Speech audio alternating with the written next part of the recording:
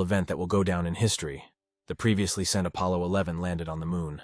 The screen showed a close-up of the one-man crew slowly descending to the lunar surface, step by step. These steps marked the beginning of a new era in human history. People have a hero who left the first traces in such an unknown space as space. A man-made robot with artificial intelligence has been announced as the first astronaut to reach the moon. In 1995, towards the end of his life, Einstein announced the long-awaited completion of his theory of the universe. Soon, humanity made a big breakthrough in the field of science. Exactly 1 year later, the United World Assembly announced the 3 laws of robotics to control created artificial intelligence and guide legislation. Gradually, the need for human workers began to disappear and they were replaced by robots. Sometime later, almost 80% of the population no longer needed work. In 1997, after many major scientific advances, the world economy entered a golden age. The tractor dumped all the garbage into one large pile, which could indicate that someone's home had been here some time ago. Our hero was fond of drawing and did not miss the opportunity to capture everything that caught his attention.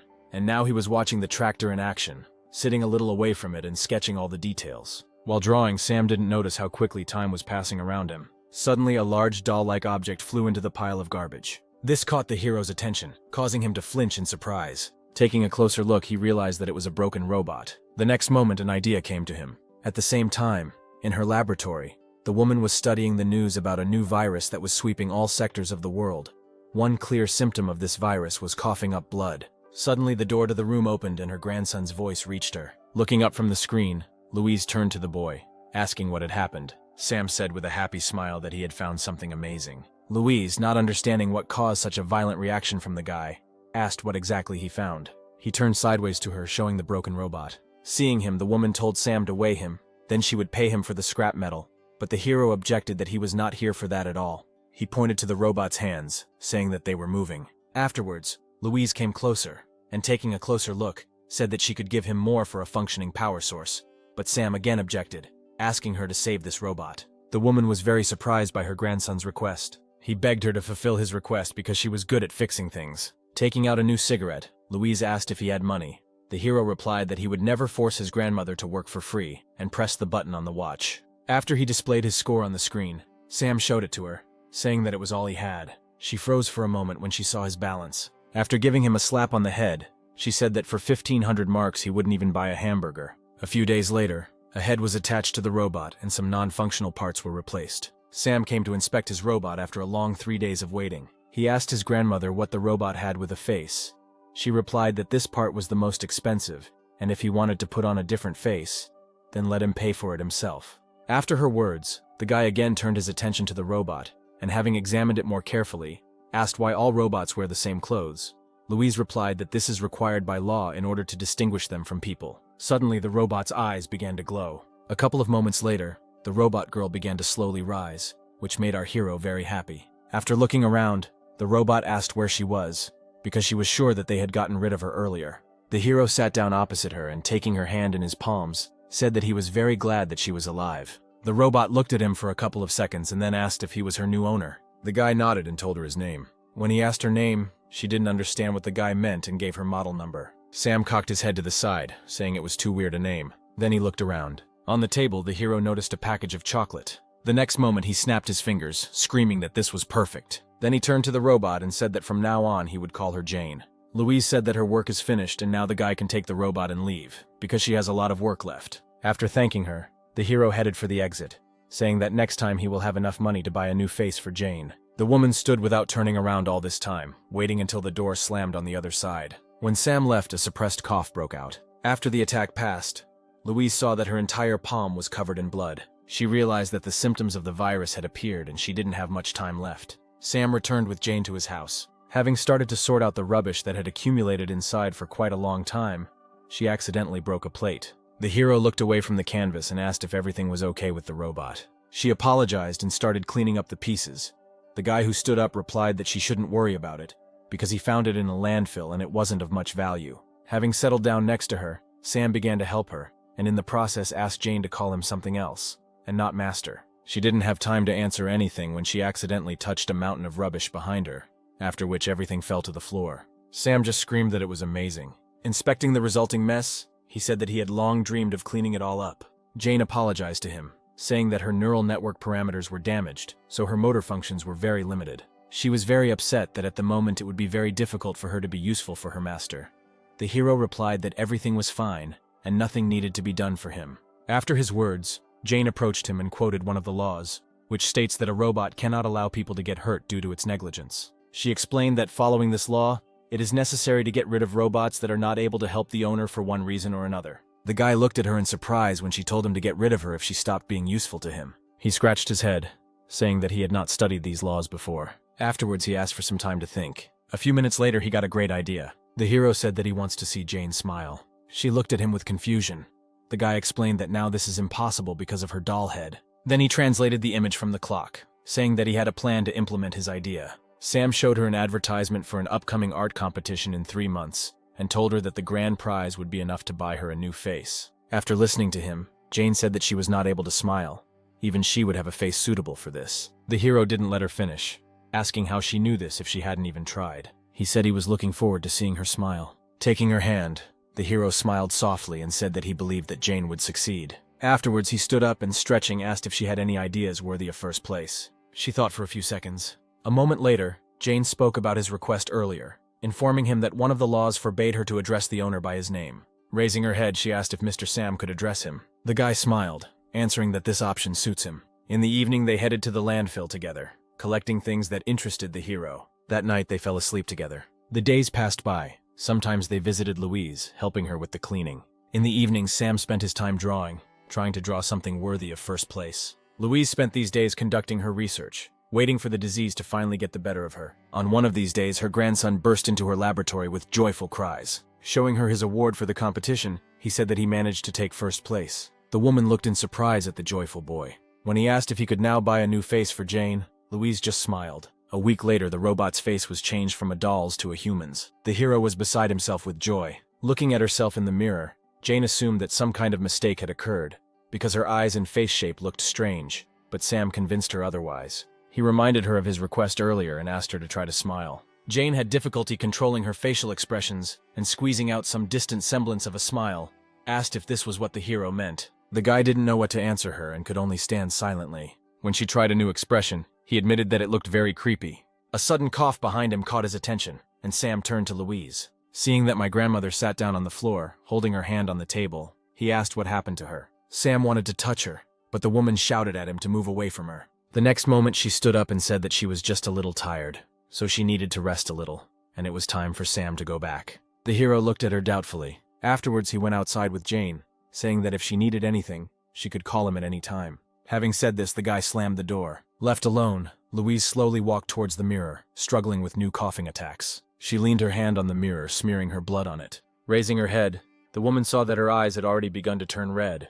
Walking along the village, Sam shared his worries about the health of Grandma Jane. She walked behind him and practiced her smile. Noticing her upset expression, he said that she did not need to rush and force herself to smile, because smiling is a natural reaction to some event. Jane replied that she did not quite understand what exactly the hero was trying to convey to her. Sam stopped when he heard that she couldn't understand the concept of a smile. He tried to explain everything to her in more detail. After listening to him, Jane asked to get rid of her because she could not obey the only order of her master, and was breaking one of the laws. The guy looked at her in surprise when she said that she was just a pile of scrap metal, the existence of which was devoid of any meaning. The hero couldn't listen to it anymore. He shouted at her to shut up.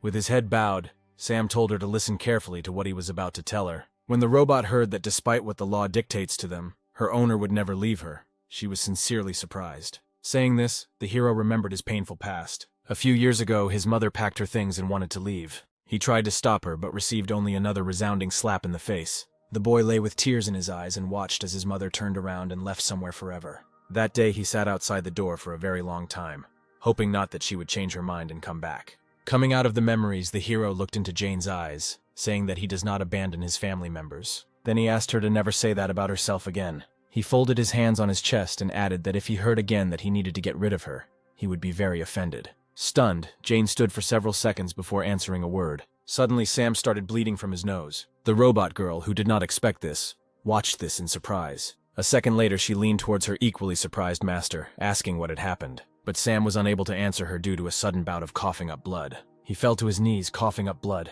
A few minutes later, the hero lost consciousness, and the robot girl put him on her back. She activated navigation mode to find the nearest hospital. A couple of seconds later, Jane received the necessary data and immediately headed in the indicated direction. Suddenly, something caught her attention. Wary, she decided to stop. The street ahead was on fire, and people turned into monsters and devoured each other. Some tried to escape from the crowd of zombies, but eventually they overtook their victims. One of the men who contacted tried to break into the telephone booth of his victims. Jane turned to the system to find out the details of what was happening around her. She waited for several seconds to connect to the central database. Suddenly, heavy footsteps were heard behind her and Jane turned around. A zombie was approaching them. The robot decided to scan the person in front of it. She walked throughout the body, collecting data. A moment later, it was determined that the creature was no longer human. Jane realized that he and his kind posed a serious threat to her master. The zombie has virtually no traces of human DNA, which gave her a free hand. Jane finished gathering information, closing her eyes. A moment later, her bracelet began to glow. She said that all elements that pose a threat to humans must be eliminated immediately. Surrounding sounds began to reach the unconscious Sam. A couple of seconds later, with great effort, he managed to open his eyes. He wanted to say something, but he couldn't come out with anything other than a wheeze. Having given up these attempts, he paid attention to what was happening around him. The houses were on fire. The street was strewn with dead bodies of people, while others behaved strangely and bit others. Suddenly, there was an explosion somewhere nearby, and the flames ignited with renewed vigor. This attracted the attention of the zombies. They broke away from their victims and headed in the direction where the explosion had been heard a second ago. Louise watched what was happening through the window of her house. The woman put out another half-smoked cigarette. The day she feared most had arrived. Louise pushed aside the desk drawer with the pistol inside. Taking it in her hands, she pointed the trigger to her temple, and the next second a shot rang out. At the same time, Jane was still standing opposite the zombie with Sam on her back. He slowly approached his victim. When Jane was about to get rid of the threat, the hero managed to squeeze out the words that she could not do this, and extended his hand to her clenched fist. The guy reminded her of the law prohibiting harming people. Although the words were given to the hero with great difficulty, he was obliged to stop her, because robots that violate the law he mentioned are destroyed. Sam asked Jane to promise him that she would never harm people. All this time, the robot girl looked at him in surprise. A moment later, she threw the guy to the ground. Sam didn't understand what caused Jane's reaction, but the next second she asked him who he was. The hero asked with confusion what she meant. The robot girl explained that she was unable to identify either his voice or his iris. Scanning the guy once again, she was unable to obtain any information about him, after which she announced that she would classify Sam as another dangerous specimen. Jane was sure that the guy lying in front of her was not her master, so she turned around, saying that she had to find him.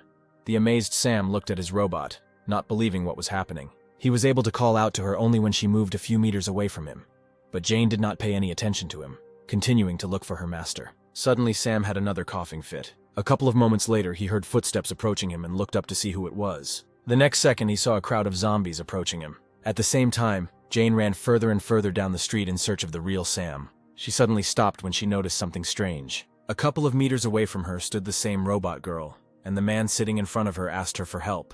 She also scanned him to verify his identity, just as Jane had done earlier. A couple of seconds later, the robot girl said that the man was not her master, after which she lost all interest in the man calling out to her. She went in search of her owner, gradually moving away from this place. Jane turned around when she heard another robot's voice behind her. Nearby, a robotic man sat next to the body of his dead owner. Closing her eyes, he said that following the law to ensure the confidentiality of the owner in the event of death, all data on the robot must be deleted. Within a few seconds, automatic erasure of all data will begin. Looking around, Jane discovered many robots similar to her, in search of their owners, and those who were preparing to erase all data. Sometime later, she reached the house where she and Sam had lived all this time. Opening the front door, the robot girl stepped into an unlit room. Having scanned everything inside, she discovered that there was no one here except her. Suddenly, something caught her attention. Jen looked at the wall covered with Sam's drawings. Memories of the hero asking her to pose flashed through her mind. She stood for several minutes at this wall. Suddenly, she remembered Louise's house, where her master might be, and headed there. Sometime later, Jane approached our hero's grandmother's house. When she entered the house, it was unusually quiet inside. The robot girl went deeper into the house, exploring each of the rooms, and in one of them she discovered a dead body. Jane stopped to scan it and get information about the identity of the person in front of her. Having established her identity, she walked over and sat down next to Louise. Jane remembered what Louise had told her when she changed her face. The woman said that Sam's mother abandoned him when he was 5 years old, which is why he now sympathizes with Jane, because someone abandoned her too. Louise sighed heavily and continued, saying that she had become not just some machine for the guy, but the family that he valued more than anything in the world. She then asked Jane to stay by Sam's side no matter how much he might change. The robot girl covered the dead body with a found sheet. After confirming Louise's death, she returned to searching for Sam. A minute later, She left the house thinking about possible options for her master's location. Jane stopped walking down the stairs. Several zombies were approaching her. When she turned around intending to go in a different direction, the zombies immediately attacked her. She managed to dodge one of them. Jane decided to remove the obstacle. Gathering all the strength in her fist, she rushed at the zombies. But a guy suddenly jumped out and blocked her path. Jane scanned the man who stopped her, trying to determine his identity. The robot girl noticed that he had a biological signature similar to Sam's. Suddenly, the hero let out a roar. The guy tried to drive other zombies away from Jane in a similar way. His idea was a success, and a couple of moments later the zombies turned around and headed in an unknown direction. Jane watched what was happening in surprise. At some point, the guy's growl became quieter, and small tremors began to break through his body. The hero desperately tried to pronounce the words while he still had the ability to control his own consciousness, which was gradually becoming clouded with fog. After several attempts, he managed to ask if Jane was okay. He slowly turned towards the wary robot girl, saying that he had something important to tell her. She scanned his voice and iris again, but received the same information as before. The man's identity was impossible to determine. Sam continued to approach her.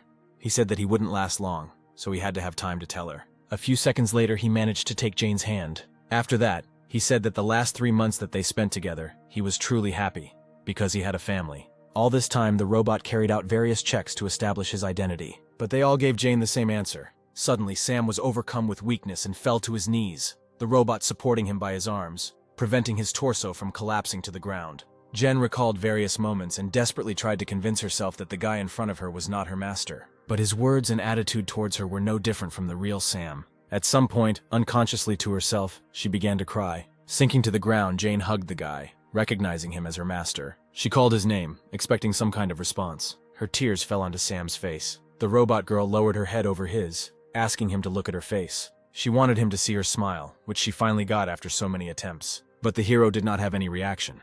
The virus finally took over his body. The next moment, he rose from Jane's lap and was about to bite her. She just watched the guy with tears frozen in her eyes. When he did bite her, Jen only squeezed Sam tighter in her arms. The guy tried to bite her hand, but was defeated over and over again. Due to an unknown virus on this day, the world's population decreased by 70%. An alliance of governments around the world immediately formed an organization to combat this virus and ensure safety by identifying the root cause of its occurrence. After research by the World Health Organization, it was stated that the DNA structure of zombies is significantly different from the DNA of an ordinary person. When the infection rate increased significantly, and the government did nothing, people began demonstrating in front of the government building to demand a solution to the problem. Thus, more than 200 days have passed since the appearance of the virus, and the zombie ratio has exceeded 70% of the world's population. People could only believe that scientists would soon figure out a way to get rid of this disease. 230 days have passed since Sam was infected. Jane was checking out the necessary products at the checkout in the nearest store,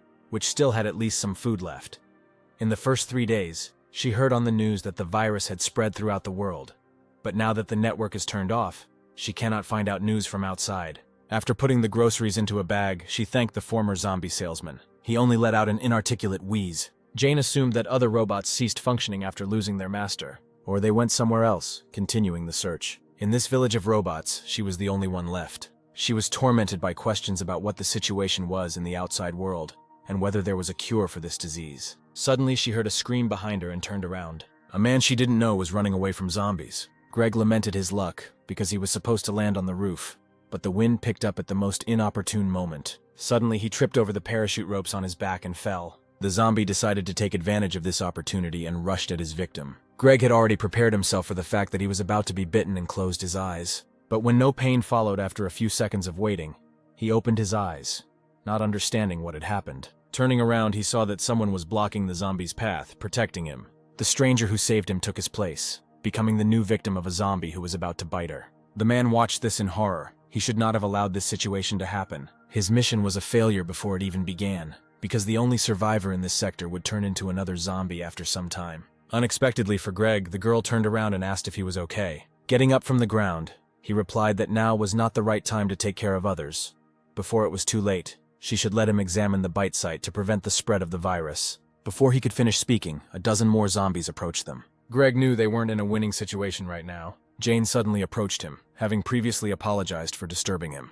The next moment, she took the man in her arms, holding him as if he weighed almost nothing. Jane rushed past all the zombies surrounding them at lightning speed. Only then did Greg notice her clothes and appearance. He made a mistake at the very beginning, mistaking a domestic robot for a human. In this way, she ran through several streets. Stopping in a safe place, she asked if the man was injured, but he asked to be lowered to the ground. She complied with his request. Greg turned away for a couple of seconds, struggling with embarrassment from the fact that the girl, albeit a robot, was carrying him in her arms. Afterwards, he told her that he was a member of the UN, a junior officer. Jane replied that she was pleased to meet him and also introduced herself. Greg said that they spotted a survivor in the sector from satellite imagery, and that's why he was sent here to help him, and then asked if she knew anything about it. Jane apologized and replied that she did not understand his question. From what he had seen earlier, there were quite a lot of people around. The robot girl began asking a lot of clarifying questions, making the man regret the question he asked earlier. He stopped her, asking her to just take him to her master. When Jane agreed to his request, Greg breathed a sigh of relief. He knew that robots could not recognize zombies as their master. Greg assumed that since this robot was still here, then there was only one person left who was not infected. The man was watching Jane carefully when she suddenly smiled. Greg stopped and asked in surprise if he thought she had just smiled. Jane turned around and answered him with a smile that she was happy now, because 230 days had passed since the guest appeared here. Greg looked at her in bewilderment. He was sure that robots could not smile, much less experience any emotions. A few minutes later, they arrived at Sam's house. Going inside, Jane informed her master that she had returned, after which she walked towards the guy sitting by the canvas, leading Greg behind her. When the man spoke, the hero reacted to the stranger's appearance and turned in their direction. Seeing his face, Greg took a step back in horror. At the same moment, Sam rushed at him. Jane grabbed the guy by the torso, preventing him from attacking the man. She said that this man came here to help them, but the guy did not react to her words, trying to escape from her grip. Greg grabbed the weapon, pointing it at Sam. The man did not understand what this robot was doing. He asked if her original plan was to lure him here and make him zombie food. Jane replied that she understood why he thought this way, and asked him to calm down and listen to her. But Greg was not going to listen to her any further, and interrupted and said that he would kill this zombie. After his words, Sam's gaze changed. Jane asked that they listen to her first, and said that her master would not do anything bad to Greg. Sam understands what she is saying.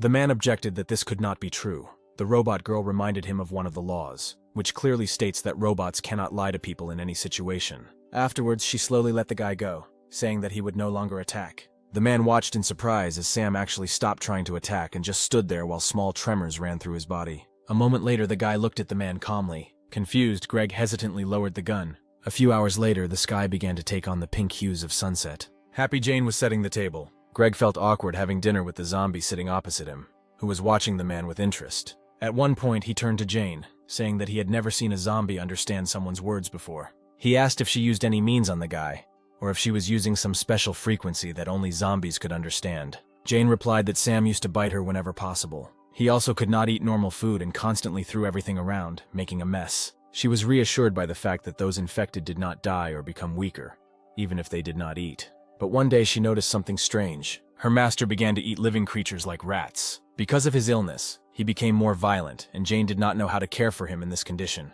But after 3 months, the violent actions decreased, and he gradually began to understand her words. Now Sam can understand simple communication.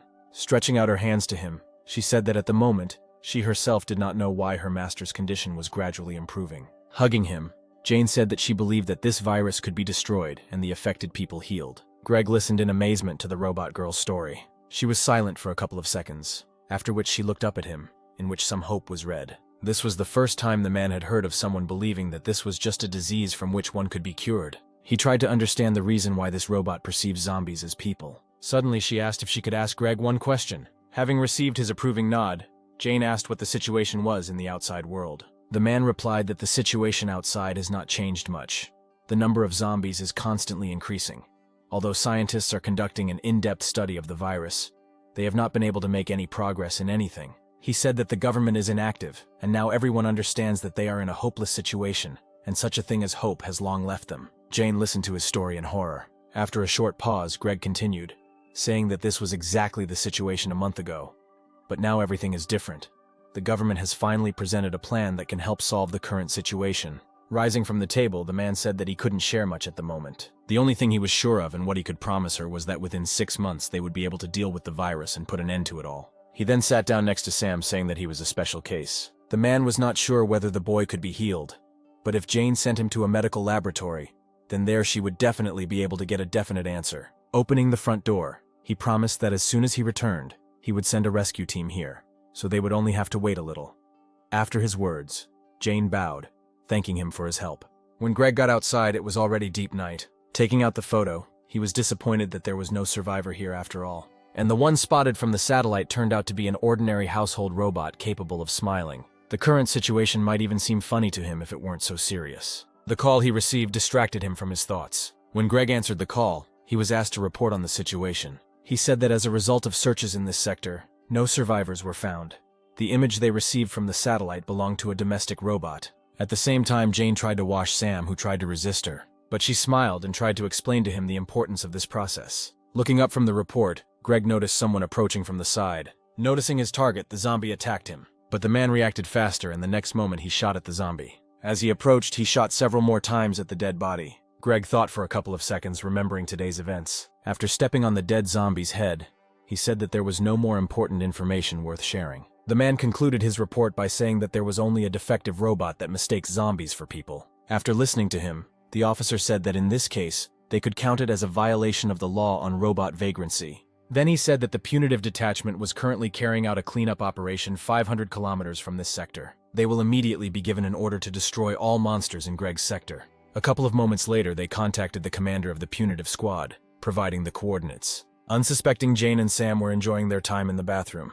The next morning, the punitive detachment moved towards its next target. At the same time, Sam was scratching the wall with a stationary knife. Jane, who was cleaning, looked at him excitedly. The hero didn't pay attention to anything, carefully applying new scratches to the wall. At some point, Jane approached him and took the knife, asking him to be careful. When the knife was in her hands, the robot girl decided to pay attention to the wall. Raising her eyes, she froze in amazement for several seconds. Sam scratched her picture on the wall. She turned her gaze to the guy and joyfully asked him if he portrayed her. The hero nodded his head, confirming her guess. Jane looked at the image again with delight. Sometime later, she went to the store. While choosing various objects to draw, the robot girl beamed with happiness because her master had shown interest in something for the first time. It seemed to her that the damaged parts of the brain were beginning to recover, and the disease began to gradually recede. That is why for the first time she felt that she was flying home on the wings of happiness. She covered most of the distance by making long jumps. A sudden sound caught her attention. Raising her head up, Jane saw several planes flying past. She thought that this was the same rescue unit that Greg had told her about. But a moment later, scanning the passing plane, she realized that something was wrong. This model is clearly not used as a rescue aircraft. Her eyes widened in surprise as the realization dawned on Jane that they were being used for bombing. A couple of seconds later, the village was attacked and terrifying explosions were heard everywhere. Zombies burned alive in the flames that engulfed everything around them. Jane was thrown aside by the force of the explosion. She hit her face and fell to the ground. Slowly rising, the robot requested access to the database, trying to find out at least something about what was happening now. Sudden gunshots and zombie screams caught her attention, forcing her to turn around. What she saw made her freeze for several moments. Armed robots emerged from the raging flames. Jane recognized the model immediately. These robots have been manufactured for 12 years for the most dangerous military operations. She didn't understand why military robots were sent here, because there were only sick people here. Suddenly, they opened fire. The robots got rid of the zombies without any delay. Jane was confused, because earlier she had been informed about the arrival of a rescue squad, but not a punitive one. She began to analyze all the data she had received since Greg arrived with them. His words about salvation turned out to be a lie. Jane also remembered that the man was collecting information about possible survivors here. She realized what exactly it was, that same countermeasure in relation to solving the problem with the virus. Greg meant by this the complete destruction of the source of infection. Jane realized that her master was in danger. A couple of minutes later, she was approaching their house. Noticing the broken door, her excitement intensified. A moment later, she noticed someone else's footprints left at the front door. Jane ran into the house, hoping Sam wasn't hurt. However, as soon as she was inside, she saw a military robot with a pistol in his hands. Looking at Sam standing against the wall, Jane was convinced that he was alive and unharmed. Then she turned her gaze to the military robot. It was obvious that she had no chance of winning if she went into battle with him. But even realizing this, Jane was obliged to protect her master. The robot girl attacked the enemy, striking him in the head. At the very last moment, the military robot reacted and grabbed her wrist. For a couple of seconds, Jane was grabbed and hung in the air. It took the military robot a couple of moments to identify the model of the robot that attacked him, after which he said that, following the laws, the robotic home must be eliminated. A moment later, the robot attacked Jane, intending to destroy her. At the same moment, the final percentage of her victory was completed, which was only 1,000th. As she fell to the floor, she noticed the frightened expression on Sam's face. Even if her body is torn to pieces, she must protect it. Analyzing everything that had just happened, she remembered that without violating certain articles, the robot could protect itself. At the moment when Jane attacked the military robot, The third section was applied to her. Therefore, her opponent will not rest until she is completely destroyed. She was completely satisfied that the military robot's attention would be focused entirely on her. The next moment, she released her hand from his grip. Then she turned around in the air. Jane strove towards Sam, who was standing opposite the window. When she finally caught up with him, the military robot aimed his weapon at them. But Jane managed to jump through the window with her master, avoiding the bullets. Despite her successful escape, she had suffered severe damage to her chest and energy core a few minutes earlier. If Jane does not receive repairs in the next 8 hours, her functions will stop. But even realizing this, the robot girl was ready to sacrifice everything to help Sam escape. At the same time, the punitive detachment was finishing the bombardment of this sector. The man sitting in the cockpit received information about how their mission was progressing. Suddenly, he received a message that an object was moving at high speed towards the outside of the sector, after which an image was displayed in which Greg recognized the already familiar defective robot. When he was informed that 10 military robots would be sent in pursuit, he said that it was not worth wasting his time on it. Greg intended to deal with this robot himself. A couple of moments later, 2 planes caught up with Jane and Sam. Hearing a noise approaching, she turned around. At the same moment, Greg gave the order to attack her. His order was immediately carried out. Jane was unable to avoid this attack and suffered another injury to her back. She fell to the ground along with her master. Hearing footsteps approaching from behind, Jane turned around. The robot girl was surprised when she again saw the person who had deceived her earlier. Greg, who was standing, told the military robot that they must destroy all the zombies and eliminate objects that interfere with this. Hearing this, Jane looked at him displeased. She already understood that the plan regarding the virus that he told her then was to destroy all those infected. But she did not give up trying to convince the man that the disease could still be cured, judging by the improving condition of its owner. When Jane asked that Sam be shown to the medical team, Greg replied that there was no point. He said that there is no other way to get rid of this virus. After the virus began to spread massively, and the government made no attempt, the press began to spread a lot of negative news. Every day, many articles appeared about the predetermined end of the world, and soon fear settled in people. Ultimately, they began to demand the complete destruction of zombies by organizing continuous rallies. The government could not cope with the hostility of the public, and soon they conducted an official survey around the world on whether the complete destruction of zombies would be carried out. According to the results, it was revealed that the overwhelming majority voted for destruction, which is why he does not have the right to leave Sam alive. She said that she still could not understand the reason for such cruelty. Covering the hero with herself, Jane said that the infected are people just like him. The robot girl didn't understand how people could treat others like that. Exhaling cigarette smoke, Greg asked who exactly she meant by people. Without waiting for an obvious answer from her, he said that no one perceives zombies as people. The man explained that these are only animals that spread a deadly disease. After his words, Jane looked at Sam doubtfully. Greg said that she should know about this better than them, because she is a robot. She looked at her master for a few seconds before answering that she really couldn't recognize Sam as a person.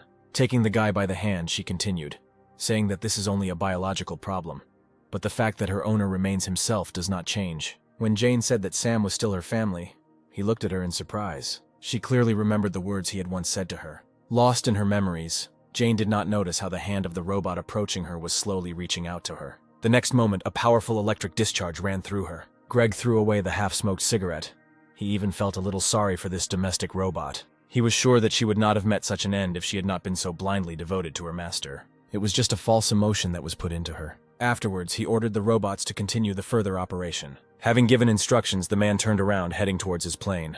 The remaining military robot threw Jane's immobilized body aside and stood in front of Sam, pistol in hand. He aimed the weapon at the guy's head, intending to get rid of him. But he began to try to say something. The hero reached out to Jane, who was lying a couple of steps away from him, but she did not show any signs of life. At the same time, Jane's mind flashed back to Layla, telling her to remain family to Sam, no matter how much he would change in the future. She expected that they would face many difficulties in the future. That is why Layla gave her a special power with which Jane had to protect Sam. A few moments later, the robot girl received a notification that the update download was complete. After that, her body rose up and she was engulfed in a golden glow. This caught the attention of Greg, who had already decided that he was done with her. He barely had time to turn around when half the body of a military robot appeared at his feet. Jane managed to deal with the robot that attacked her in the blink of an eye. The stunned man stood there, trying to comprehend what exactly had just happened. The robot girl decided for herself that from now on, anyone who poses a threat to her master must be destroyed. The hero himself looked at her in surprise. The military robots took up a defensive position, holding their weapons at the ready. Jane came to Sam's defense. Greg didn't understand how this was even possible, because just a minute ago she had been taken out of action. Looking at the robot lying in front of him, many questions appeared in his head one after another.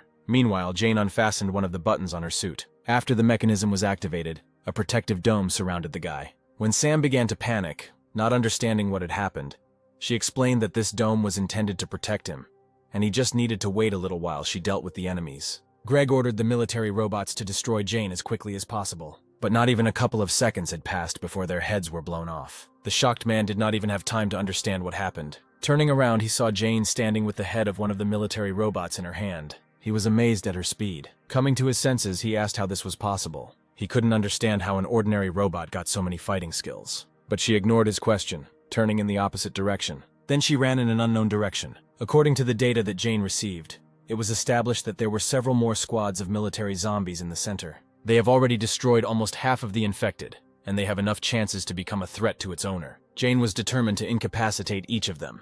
At some point, the military robots sensed someone approaching from behind and turned around. Jane blew off the head of one of them before the robots had time to react and began to attack her.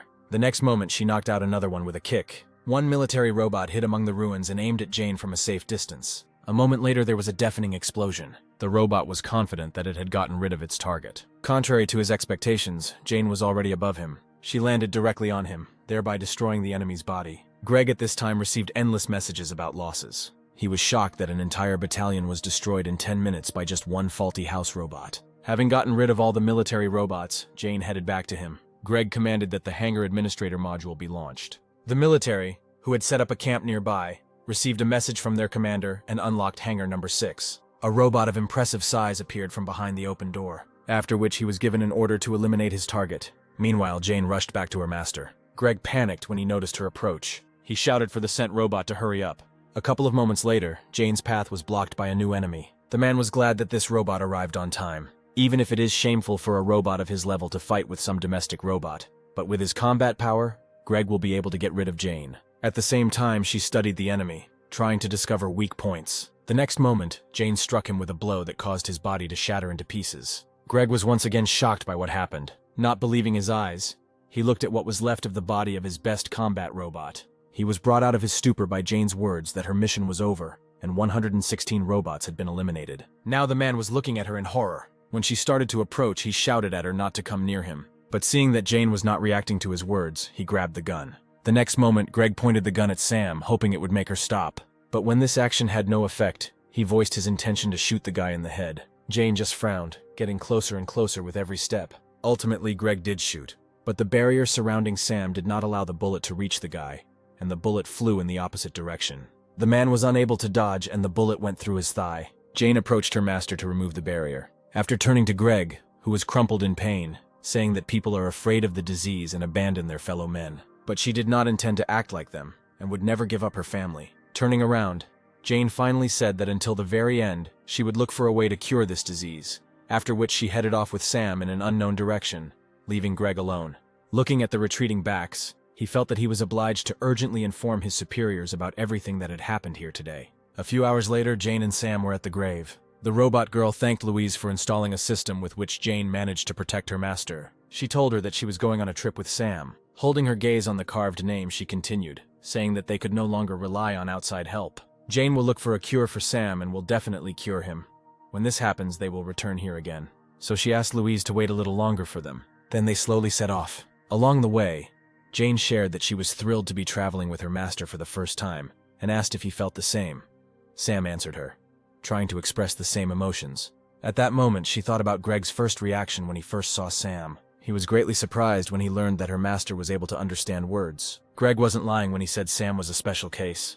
According to the data received, she knew that any type of virus accounts for another 1% of all humanity, and it is this 1% that has antibodies to the disease. Jane suggested that Sam was one of these people, and that in the future he would become an important key in finding a cure. That is why their first task was to find the right person to confirm the presence of antibodies in her master. Suddenly there was a noise from an airplane above them. Surprised, Jane immediately stopped. The discovery of an escaped zombie and a robot was reported. Jane managed to put a barrier around Sam while she fought the enemies. The robot girl was ready to challenge the whole world to protect her master. 15 days have passed since they left the village. Jane was surprised to find a barricade, and they stopped a few meters away from it. It must have taken a lot of time to build something like that, and it was the question of when they managed to do it that haunted her. After scanning the area, Jane learned the location of defensive artillery structures, which are designed to block further advance of the infected. If they got too close to them, it wouldn't end well, so she decided they should go somewhere else. Looking at the sky, Jane assumed that it would start raining soon and they should hurry. A moment later, confirming her thought, the first drop fell from the sky. When they reached the nearest town, it was already pouring rain. Jane covered Sam with rain the whole way. But the rain was too heavy, and the umbrella could do little to help them. Leaning over, she told her master that he didn't have to worry, and they would definitely find a place where they could wait out the rain. The guy was pointing his finger somewhere, trying to tell her something. Looking where Sam was pointing, Jane noticed the light of a lantern in one of the houses. She approached and knocked on the glass, asking if anyone was there. But instead of answering, the barrel of a gun appeared from behind the broken glass. A red-haired girl appeared and asked who the uninvited guests were. Jane said that she is a domestic robot and the girl need not be afraid of them. The owner of the gun was surprised that there were still robots in the area. Jane replied that she and her master were currently in the middle of a journey and saw a light here while passing by. When the hero raised his head, Maria drew attention to his eyes and pointed the gun at him. She asked Jane why she was dragging zombies around with her. The robot girl covered Sam with herself, answering that he was safe for others and did not attack anyone. But Maria fired a bullet at Jane, not allowing her to finish. She warned that if they came closer, she would definitely shoot again. Finally, the girl advised to get rid of this zombie as soon as possible. After her words, Jane's gaze filled with sadness. Sam was worried about her and reached out with his hand to the injured forehead of his only family member. Smiling, she said that she was fine, and that this damage would be repaired automatically within 10 minutes. Moving away from this house, Jane took a last look at it. She had the opportunity to personally verify that people were really very afraid of the infected, but she could not leave everything as it was. Maria's younger sister excitedly asked if her sister had killed that girl, but she replied that it was a robot, and it was impossible to kill her with a regular gun. When Anya said that Maria shot the robot in the head, the girl hesitantly replied that she only wanted to fire a warning shot, and did not intend to intentionally hit her. Anya, no less worried, asked what they would do if the robot nevertheless presented them with the fact that she had been shot in the head. Maria, who was shooting for the first time in her life, was surprised by the strong recoil from the weapon she had previously selected. Looking out the window, the younger sister looked at the retreating backs, saying that she felt sorry for them. The girl handed Anya a chocolate bar, saying that now was not the best time to worry about others. But Anya replied that she was not hungry, and Maria should eat it herself. But she insisted, saying that Anya had not eaten anything since yesterday. Her younger sister crossed her arms over her chest, answering that Maria herself had not eaten for 3 days. Thus they argued for some time. They were interrupted by Jane reappearing. Maria immediately grabbed her gun and pointed the gun at her and asked why she was here again. The robot girl raised her hands asking to be listened to. After that, she picked up a large box of food, saying that she couldn't pass by and decided to help them by collecting some food from the nearby market. Seeing this, the sisters could no longer think about anything other than the food in front of them. At this time, the sisters were enthusiastically gobbling up food on both cheeks. Anya thanked Jane with tears in her eyes, saying that they had not been able to eat properly for several days.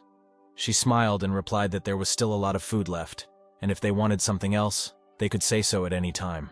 Drawing attention to Sam, who was standing with his back to them, the girl asked why he did not eat with them. Jane replied that he was sick and could not eat normal food at the moment. Frowning, Maria asked if she was planning to fatten them up so that she could later feed them to her master. Jane assured her that this was not the case. Anya did not take her interested gaze off Sam. She walked over and touched his back, getting his attention. A couple of seconds later, the surprised hero turned to her. Anya could not hide her joy. Her sister immediately jumped up from her seat, telling the girl to immediately move away from him. But she ignored her and, shaking Sam's hand, offered friendship. The guy hummed uncertainly. Alarmed, Maria repeated her request again, but in a more insistent voice. Dissatisfied, Anya turned to her sister, reminding her that Sam was not dangerous, then asked him if he would eat her. He shook his head negatively. The girl smiled happily, saying that he was friendly. Maria could hardly contain her emotions when her sister suggested how nice it would be if other zombies were like Sam and their mother remained alive. At dawn, the rain finally stopped. The zombies were still wandering around aimlessly. For the first time in a long time, Anya was able to sleep peacefully without nightmares. Maria patted her sister on the head and thanked Jane for her help. Smiling, she replied that she was also grateful to them, because it was the first time that her master looked like his former self. Removing her hand from Anya's hair, the girl asked Jane and Sam to leave them as soon as possible, causing the surprise of her guest. Taking a photo from the shelf, Maria explained that she was very worried about Sam being a zombie. She said that 2 months ago their neighbor also became infected. Ultimately, their mother died. One morning, the woman left the house to find food for them. But not even a couple of minutes had passed before zombies surrounded her and ate her alive. Maria watched this with tears in her eyes. She could not even go out to help her mother. Clutching the photo to herself, The girl said that Anya was sleeping at that time and did not see that tragic scene. But Maria could not cope with her hatred of zombies. Then she repeated her request that they leave this house. Bowing her head, Jane replied that being a robot, she had no right to refuse a person. But before leaving, she asked Maria if she would like to listen to some interesting information. The interested girl asked what exactly the robot wanted to tell her. Jane said that if they went west, about 20 kilometers from here, they could find a barricade built by people, and there Maria and her sister could get help. She also said that she could take them there. It was difficult for the girl to believe her words. She replied that everything outside was crowded with zombies, and they would not be able to overcome such a long distance in such a situation. Jane just smiled, saying that she already had everything she needed to get to that place. Zombies wandered along one of the streets of the city, hoping to find a new victim. A sudden sound caught their attention and made them turn around. A moment later, a truck drove past them. Maria, clutching her sister in her arms, shouted at Jane to drive at a slower speed, but she replied that they should hold on even tighter, because she intended to increase the speed. Thus, the truck rushed through numerous streets. Maria asked if everything would really be fine.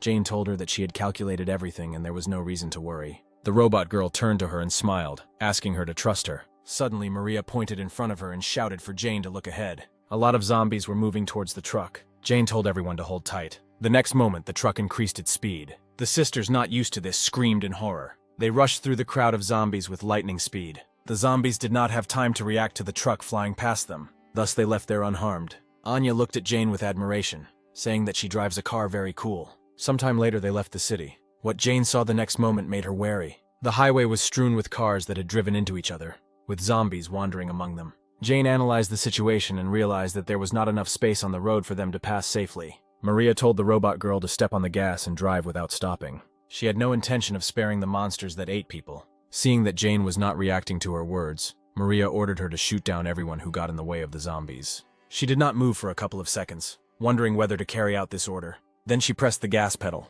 The truck was heading straight towards a crowd of zombies. Maria, overcome with rage, screamed for Jane to kill them all. But suddenly the truck changed its direction, turning to the side. A moment later, they broke through the guardrail, driving off the highway. The frightened sisters screamed in horror. Jane moved along the lumpy surface, leading them further away from the zombies. Dissatisfied, Maria asked why she did not follow her order. Apologizing, the robot girl replied that she could not follow orders that violated established laws. She recalled that according to the first article of the first law, robots cannot harm humans. When Maria objected that zombies were no longer people, Jane replied that no matter how much they had changed, to her they were still people who needed help. Jane understood that the girl held a grudge against the infected people, but they were not to blame for being exposed to this disease. These people were only victims of one accident. After her words, Maria's gaze filled with rage again. The girl was angry that Jane had written off everything as just a simple accident. At the same moment, the truck turned, entering the road leading past another town.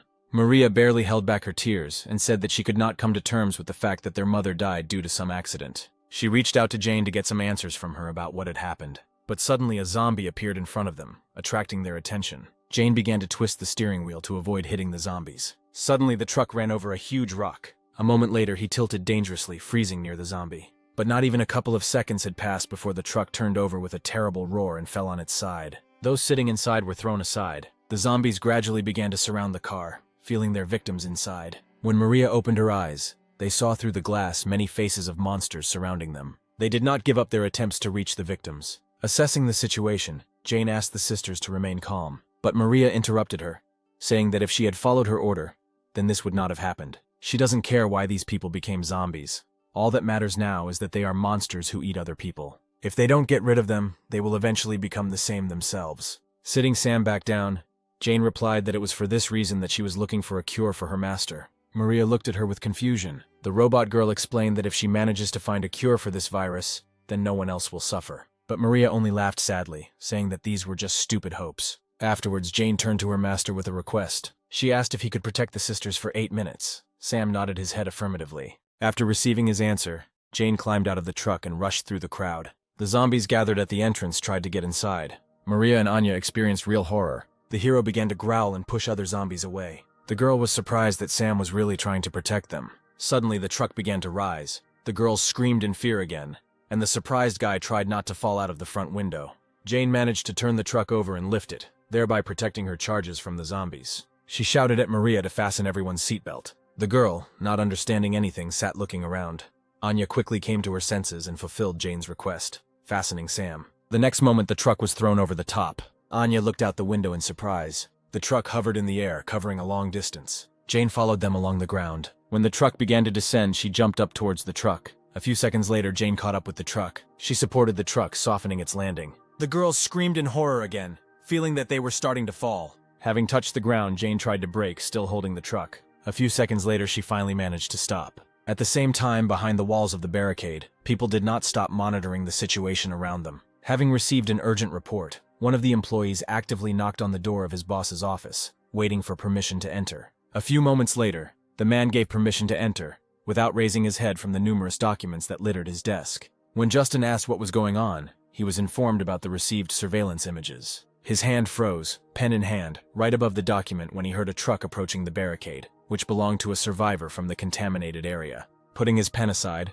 Justin reached for his glasses to take them off. He was interested in this survivor he had just been informed about. Jane got behind the wheel again, and now they continued on their way without obstacles in the form of zombies. She broke the silence in the car by turning to Maria. She turned away when Jane asked if Maria was angry with her. But then she turned around and replied that they all almost died, and Jane should have warned about what she was going to do. Anya interrupted her sister and smiled and said that she enjoyed it, as if they were riding a roller coaster. A few minutes later, a barricade finally appeared in front of them. Jane told her sisters that they were almost to the point where they could help them.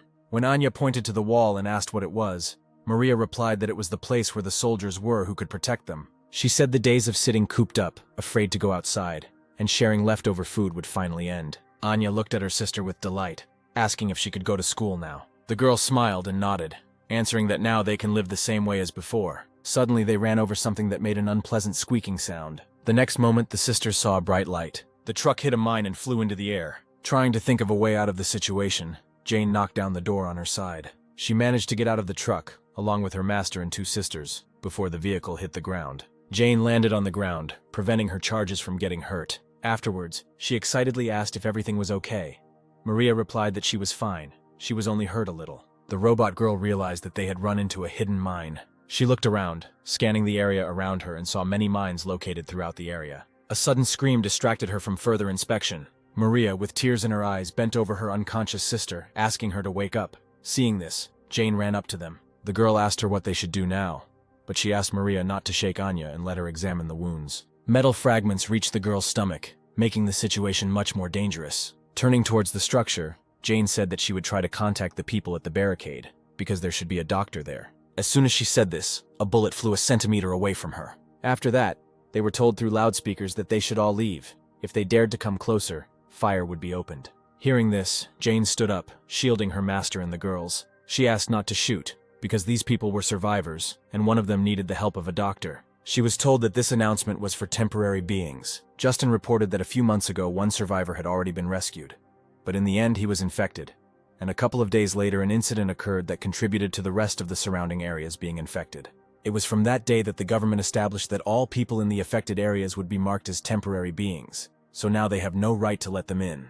Maria couldn't believe what she heard. She didn't want to believe that they had come such a long way in vain, risking their lives. She was filled with resentment, anger, and despair. Suddenly, she screamed for them to be let in, because it was too inhumane to do this to them. Observing this, Justin forbade calling anyone from the infected area survivors and treating them the same way they treat zombies. If they approached, it was ordered to open fire immediately. Suddenly, he was informed that a large number of zombies were approaching the barricade. Zombies flocked to the sound of an exploding mine that attracted them. It was established that they came from neighboring sectors. Justin immediately ordered everyone to take up fighting positions and be ready to fight. At the same time, Sam and Jane turned towards the approaching zombies. What was happening was completely beyond Jane's calculations. She could not believe that the soldiers would really leave them like that. Having regained her composure, she turned to Maria, saying that they needed to get out of here as soon as possible. In a quiet voice, the girl asked what would happen after they escaped from here. She had no idea where to go when zombies were roaming everywhere, and those who could help them refused to do so. Jane tried to calm her down, but the girl interrupted her, saying that everything they do is useless, and they will all die in the end. The robot girl decided to bring her to her senses, reminding her of Anya's condition. If she does not receive help in time, she will definitely die. Hearing her name, the girl turned her head towards Jane, who was speaking. The zombie got dangerously close to her, but she did not notice this, expecting at least some reaction from Maria to her words. When two more zombies appeared behind her, Sam ran up to Jane, pushing them back. The robot girl shouted to Maria that she and her master would detain the zombies, so she should take her sister and run. Anya's eyes gradually lost their shine, but she looked at only one point. Suddenly, she asked her sister to turn around and look ahead. Maria hesitantly turned her head, looking where her sister was looking. The next moment, she froze in shock. Among the crowd of zombies, the girl saw her mother. Maria could not believe that in front of her was really her mother, who died before her eyes on that ill-fated day. The sisters froze, looking only at the figure approaching them. Suddenly, Anya smiled, saying that their mother had finally returned to pick them up. Overjoyed, the girl slowly rose to her feet. Maria came to her senses only when her sister headed towards the zombies. She screamed, trying to stop her, but Anya did not hear her and slowly walked into the deadly arms of her mother. She was really happy to see her mother, whom she had missed so much all this time. The girl did not see her as a threat until recently. Even when the woman bared her sharpened teeth, leaning towards her neck, Maria screamed with all her might for her sister to leave there, realizing the danger looming over her. But it was too late, because the next moment their mother's teeth closed on Anya's neck, digging deep into her body. Seeing this, Maria, overcome with horror, jumped up from her seat and ran to her sister. At this moment, Jane turned her attention away from the zombie, looking back towards her sisters. She saw several more zombies approaching Anna. Jane immediately rushed to the girl's aid. A couple of seconds later, she was already holding back the pressure of the infected, who were attracted by the smell of blood, while Maria approached her sister. Kneeling down next to her mother, the girl tried to pull her away from Anya. She hoped that the woman would hear her words and stop. The girl tried to explain to her that now her own daughter was in front of her. But seeing that there was no reaction to her words, Maria broke into a scream, and with tears in her eyes, begged her to stop. But her mother only began to bite into Anya's neck more furiously. At that moment, the girl realized that by trying to reach her mother, she was only wasting time. Maria reached for the gun, which was not far from her. After that, she pointed the weapon at the woman's head. The girl screamed with tears in her eyes for you to go away. Other zombies were once again defeated in their attempts to reach their victims. Jane and Sam couldn't let them get to Anya and Maria. Suddenly, she heard Maria's screams. Turning around, Jane found a terrible scene. She saw Maria pointing a gun at her own mother, threatening to shoot if she didn't leave. At the same time, Justin was informed about the successful preparations for the attack. A couple of moments later, one of the girls told him that everyone was only waiting for his order. Justin watched what was happening and said that they needed to wait a little longer. He was interested in how the current situation would end. Maria's attention was attracted by Anya, who said that their mother had finally returned. But she replied that now it was not their mother, but a monster devouring people. Anya did not hear her sister's words, saying that she no longer hoped to ever see her again. Maria listened to her sister in bewilderment. When Anya turned to her sister, one of her eyes changed color to red, and red marks were spreading across her body. The girl seemed surprised to hear Anya say that despite everything, their mother was not a monster. She remembered Jane's words that all those infected were only victims of the current situation. Then Maria herself answered her that if they did not get rid of the zombies, they themselves would die. But Jane, no matter what, did not intend to give up trying to find a cure. Having rethought everything that had happened, the girl could not hold back her tears. She threw the weapon aside. After that, the girl called Jane and Sam. When the robot girl holding back the zombies turned around, Maria asked if she still intended to continue searching for a cure if Jane managed to find one.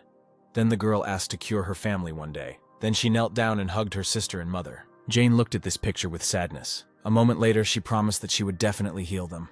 Maria just looked at her gratefully and nodded. By this point, the virus had completely seized control of Anya's body. The girl reached for her sister's neck, intending to bite her, but at that very second they were attacked from the barricade. Jane watched this, not having time to understand what had just happened. At the same time, the military reported that most of the zombies were within range of their weapons. A moment later, all the cannons installed around the perimeter were aimed at the crowd of zombies. At Justin's command, fire was opened and many zombies were hit. Sam dropped to his knees and, screaming, reached for the place where Maria and Anya had been a few seconds ago. The hero could not accept that his friends were destroyed in such a cruel way. Suddenly, Jane's protective dome appeared in front of him. The guy looked at her in surprise. He watched as she stepped forward, standing in the midst of many explosions from gunfire. Suddenly, one of the cannons aimed at her. At the same time, in the command center, Justin gave orders to his subordinates. He considered himself extremely lucky that these children had come to them, dragging a whole crowd of zombies with them, providing the perfect opportunity to get rid of them all in one fell swoop. The man suggested that at this rate,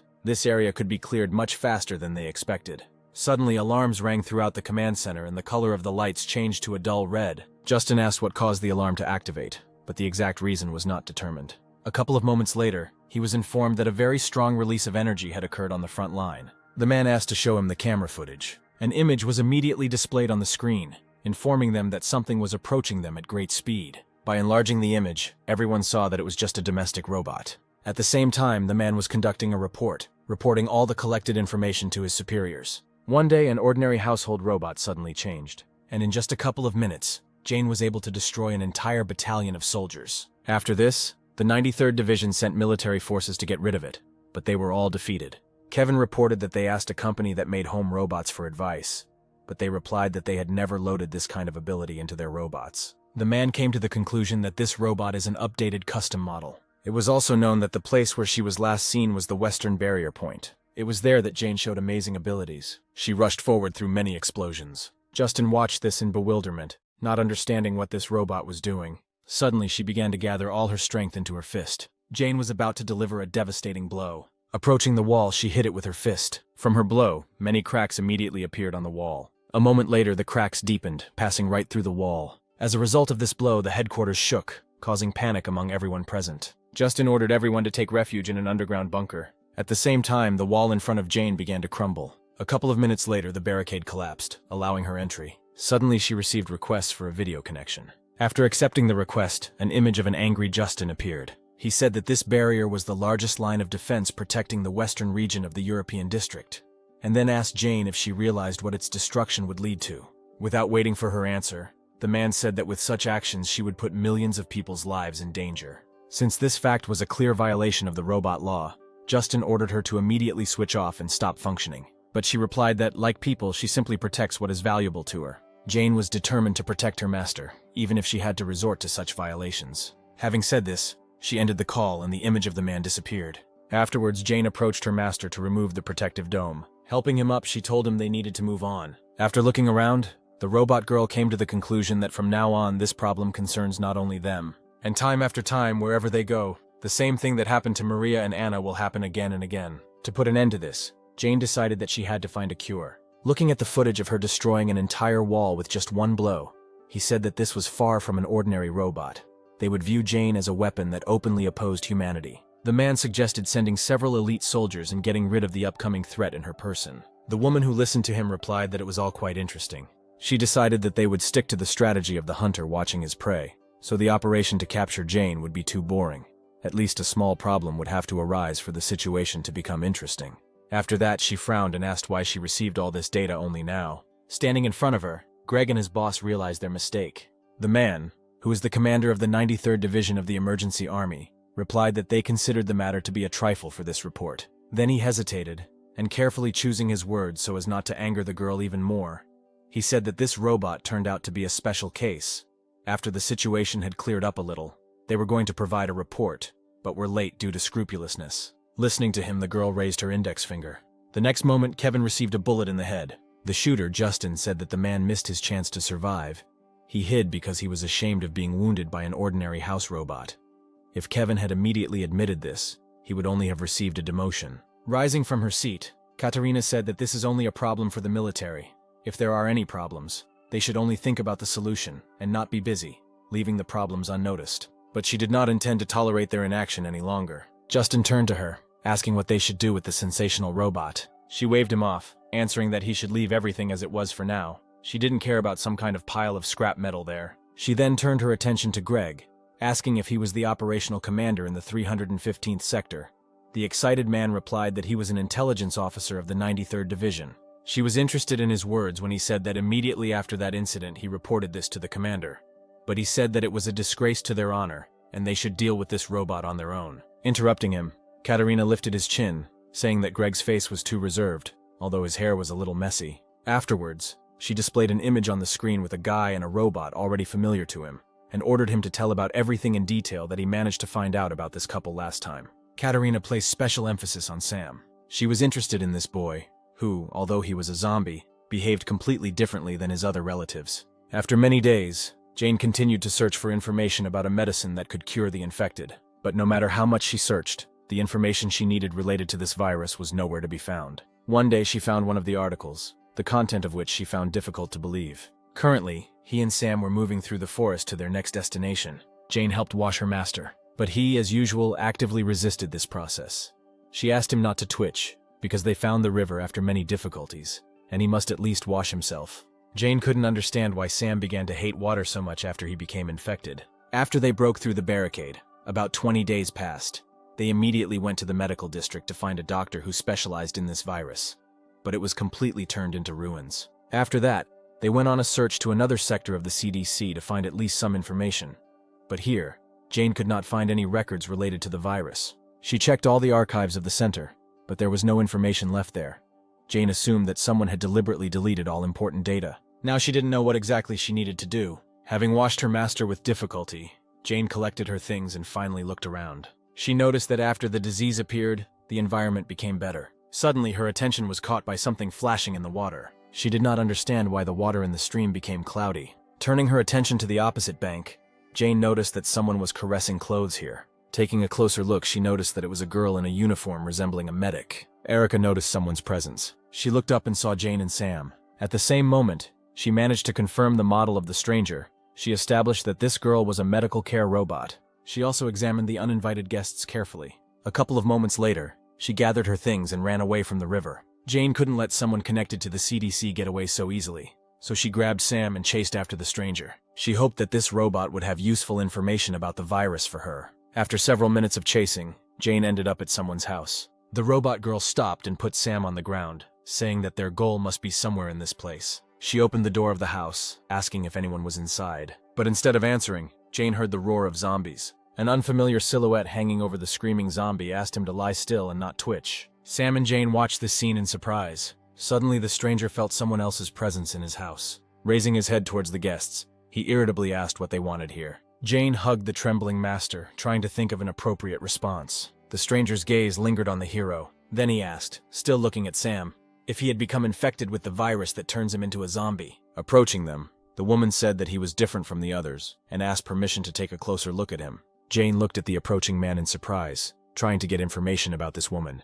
She was lucky that the woman's biography was registered in a central database that she could access. Suddenly, someone hit Jane on the back of the head with a hammer. When she turned around to find out who her offender was, she saw the girl she had met earlier. Jane said they had no bad intentions. They just wanted to ask something. After her words, the woman told Erica to stop torturing the guest. She concluded that they had nothing to do with the military. Having said this, Clarice asked to bring her a sedative. Jane turned to her master, saying that he need not worry, and the man standing in front of them was a doctor. She also added that this woman was the one who left a deep mark on history, achieving unprecedented achievements in medicine. A few hours later, it was already getting dark. Erica escorted a zombie whom Clarice had previously treated. The woman said that he hit his head on a rock on the bank of a stream, so she performed emergency surgery on him to repair a brain hemorrhage. The woman complained that due to the lack of antibiotics, she could not perform full-fledged operations. But since he was infected with a virus, he would survive without any medications. Taking a break from her story, Clarice again asked Jane why they had come to her. The robot girl replied that she was a house robot, and behind her was her master. She was glad that she happened to run into Clarice. The woman was surprised when the guest said her full name and previous position. When she asked in surprise how Jane knew her, she replied that she had found the information she needed in the central database. A few moments later, she brought up the image and read that Clarice had previously developed several vaccines for 10 infectious diseases as an expert in epidemiography and bacteriology. After which she hid the image and admitted that she did not even expect to meet the president of the medical association in such a place. The woman said doomedly that the robot's facial recognition system was still terrifying, even though her current image was very different from her previous one. After which she turned to Jane, suggesting that she had a lot of questions. Taking the liberty, she voiced the question that Jane thinks about most often, namely, why Sam manages to think straight, and whether there is a way to recover from the virus. The robot girl looked at Clarice enthusiastically and confirmed her guess, saying that she was indeed looking for a cure. Jane shared the assumption that her owner has antibodies to the virus, and if Clarice can study it, then more accurate information about this can be found out. After listening to her, the woman scratched her head thoughtfully. Afterwards, she said that Jane should just give up because there is no way to cure this virus. The woman explained that this virus is not a disease. Jane was surprised to hear something like that and asked what it was. Clarice exhaled heavily. The robot girl said that they had come a long way here and asked the woman to tell everything she knew. At the same time, Katerina was drinking tea on board her ship. She praised the aroma of the tea, saying it suited her perfectly. Greg, who became her secretary, hesitantly turned to Katerina. He said that 2 days had already passed since she took the command ship for a sortie, and recalled that Kevin asked her to tell him their destination from time to time. When the girl asked what the point of their appointment was if they couldn't enjoy a cup of tea without looking back, Greg asked what they would do if she was reprimanded. Katerina exhaled tiredly and said that he was saying very strange things after she saved Greg from being shot. Then she took off her glasses and looked at him irritably, asking a question about who, in his opinion, would dare to reprimand her. Then she exhaled and asked her to tell Kevin to just be on guard until he received his orders. Suddenly she saw something in the glasses that caught her attention. Looking closer, she saw the same robot girl and her owner in the company of Clarice. Katerina was glad that they had finally made contact. At the same time, Clarice talked about how the virus is not a disease, but an evolution. Surprised, Jane asked what this was supposed to mean.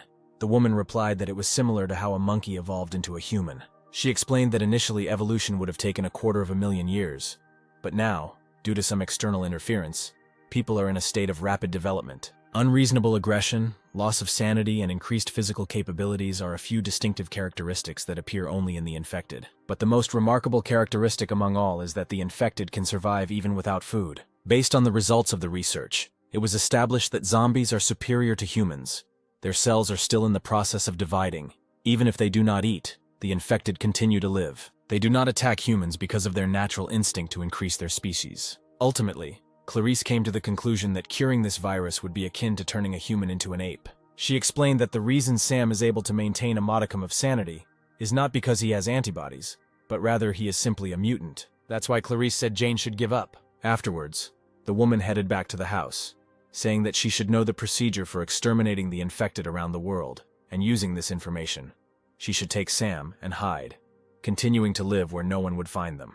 This is the best that Jane can do for her master. After listening to her, the robot girl suggested that perhaps this virus should be studied not from the side of pathology, but from genetic engineering and biotechnology. Jane said that they would head to the best research institute in Sector 23. After that, she bowed, thanking Clarice for the useful information. The woman asked her in bewilderment if she really was a robot, and if she was really not capable of doing calculations. Jane replied that she had checked everything several times since the beginning of their journey. She agreed that the probability of success was almost zero, and there was no way for an ordinary robot like her to do something that even a doctor like Clarice couldn't do. But Jane was not going to give up so easily, because she is the only family Sam has. Smiling sadly, she said that the best thing she can do now is not to hide, but to find hope. After her words, Clarice remembered her past when she was still working in the laboratory. One of her colleagues said that they are obliged to announce that the evolution of humanity is now happening, and they cannot correct it no matter what. But Clarice objected.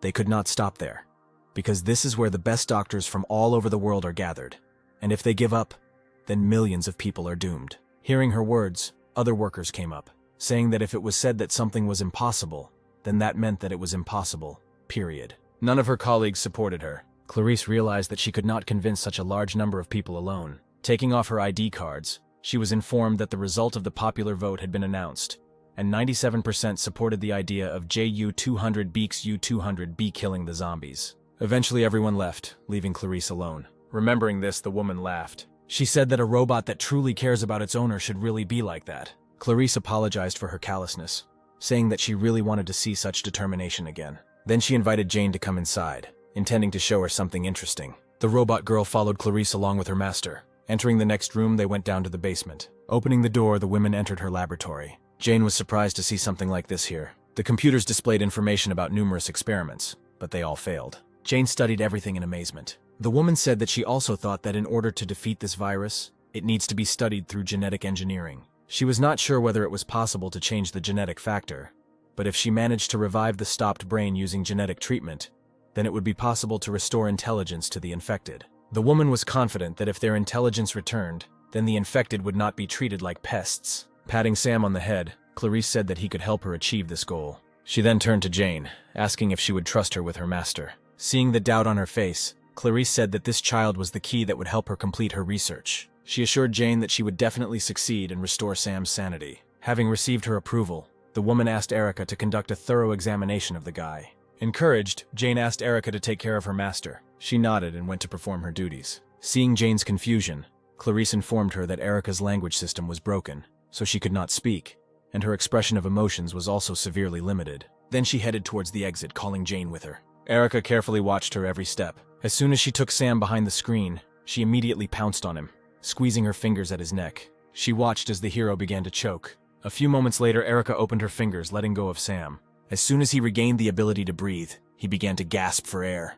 With her head down, Erica stood over the guy like that for some time. Suddenly, she said something quietly, but Sam did not hear and looked at her in confusion. Raising her head, Erica repeated, telling them to get out of here. A week has already passed since that day. All this time, Clarice gave Sam her full attention. Every time Erica walked past him, he shuddered and looked at her fearfully. After several studies, Clarice said that Sam currently has the intelligence of a child of 6 years old. The suspected cause was determined to be that it has a genetic factor that can suppress evolved cells. Erica also made another discovery that amazed them all. She saw the possibility of a complete cure for the virus. Jane was happy because the chances of her dream coming true had increased significantly. When she approached the house, Sam came out at the same moment. Approaching, she said that today's inspection ended surprisingly quickly. But when Sam raised his head, she saw blood on his face. She immediately ran into the house and headed to the laboratory to find out what happened there. Jane covered the distance in the blink of an eye and burst inside. At that moment, she saw Erica supporting Clarissa lying on the floor, near whom there was a pool of blood. Jane ran up to them, asking what happened. Seeing the woman's face, she saw the familiar stripes gradually spreading throughout her body. The robot girl realized with horror that Clarice was infected. Sometime later, they moved her to the bed, after which Erica put on an IV, and Jane carefully wiped off the blood. Breaking the silence, she asked when Clarice started getting infected. She was worried that it might have happened because of her and Sam. Hearing an incomprehensible sound in response, Jane turned towards Erica. A moment later, tuning into another wavelength, Jane was able to understand these signals.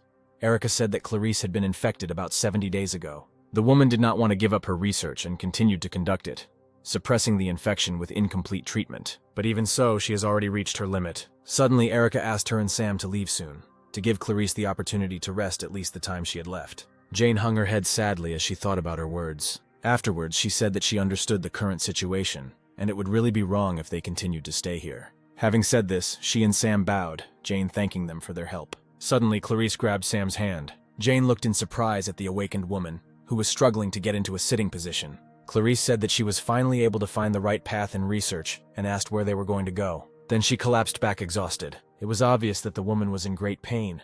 Reaching out to Erica, Clarissa said that she wanted to continue her research and asked her to help her get up, but she did not budge. The woman repeated her request again, but more demandingly. But Erica again ignored her request, exhaling in disappointment.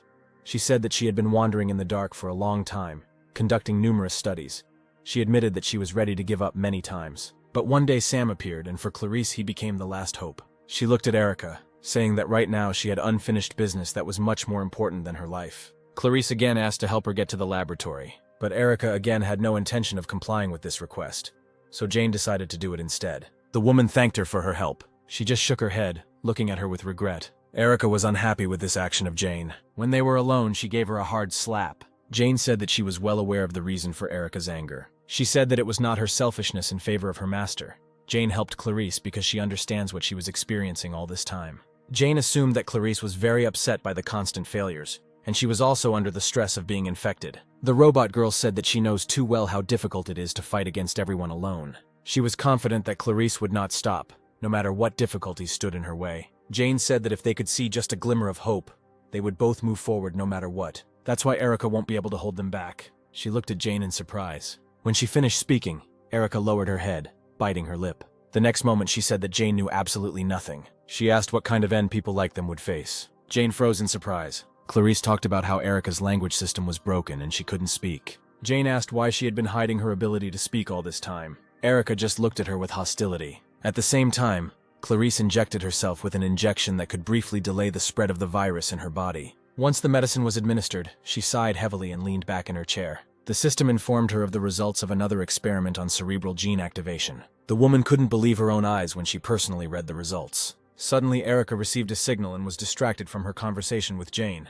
Then, clutching her head, she quietly said that this should not have happened. Jane didn't understand when Erica suddenly rushed back into the house. She followed her, trying to find out the reason for her strange behavior. Once inside, the girl saw Clarice, overcome by another coughing fit, and Sam standing next to her. They approached her, asking if everything was okay. But instead of answering, Clarice took her hand away from her mouth and pointed at the monitor. The girl sitting next to her froze and looked at the monitor in surprise. The last experiment carried out was successful. Jane was incredibly happy because she had a chance to heal her master. Eliza was also amazed that Clarice still managed to accomplish what had recently seemed impossible. The woman looked at Sam, saying that all the answers to what was happening were in him. She thanked him. Then she said that her time was coming to an end. Clarice reached out to Erica, saying she wanted to ask her for one thing. But she looked at the monitor, not paying attention to those around her. The woman called her several more times. Without turning around, Erica said that from now on, all this data is code blue. Everyone froze in surprise as they listened to Erica continuously repeat code blue. Clarice was most amazed by what was happening. She asked how it was possible that Erica had the ability to speak. Suddenly, Erica said her mission was accomplished. When the woman heard the name the girl had just called, Katerina received information from Erica about Clarice's discovery. The girl did not doubt her genius abilities.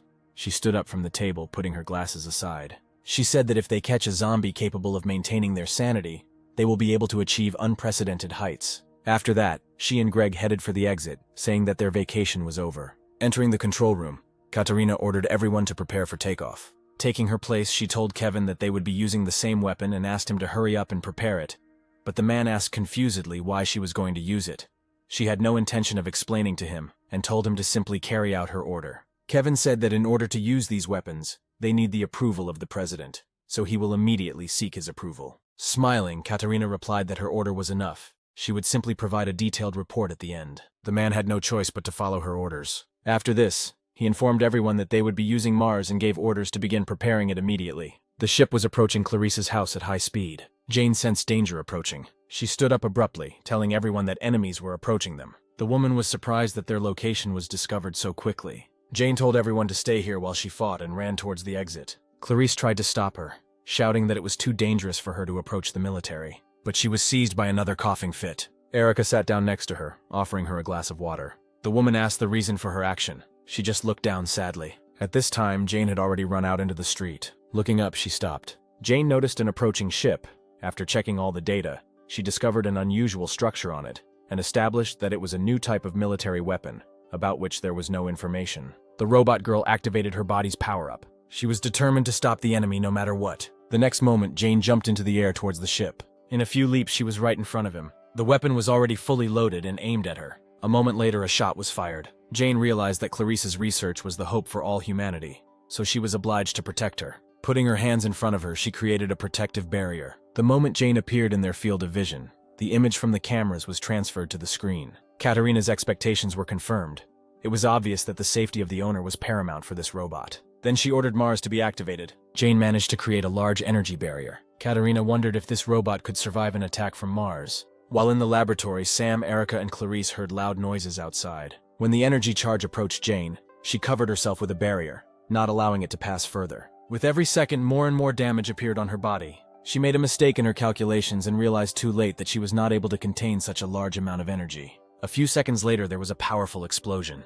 At that moment, Clarice walked outside with Erica and Sam. She didn't understand what kind of light it was. When the bright flash from the explosion faded, the unconscious Jane flew down. Her body fell a few meters from the house. She did not respond to their screams, and small currents passed through her hands. Frightened, Sam and Clarice rushed to her. On the screen, you could see the boy lowered himself near the body of his robot. Kevin couldn't understand how an ordinary robot managed to stop a bomb that could destroy an entire mountain belt. Getting up from her seat, Katerina said that all robots are designed the same way as super soldiers. The girl suggested that today they could get more useful information. Turning to Kevin, she said that the most important skill of a commander is accuracy in assessing enemy capabilities. Then she ordered the hatch to be opened because they were going down. At the same time, Clarice and Sam sat next to Jane's motionless body, hoping to get at least some reaction from her to their voices. Suddenly, a huge shadow loomed over them. Clarice looked up to see what it was. The enemy ship stopped directly above their small group. Suddenly, the mechanism activated. A few moments later, a cabin containing military personnel descended.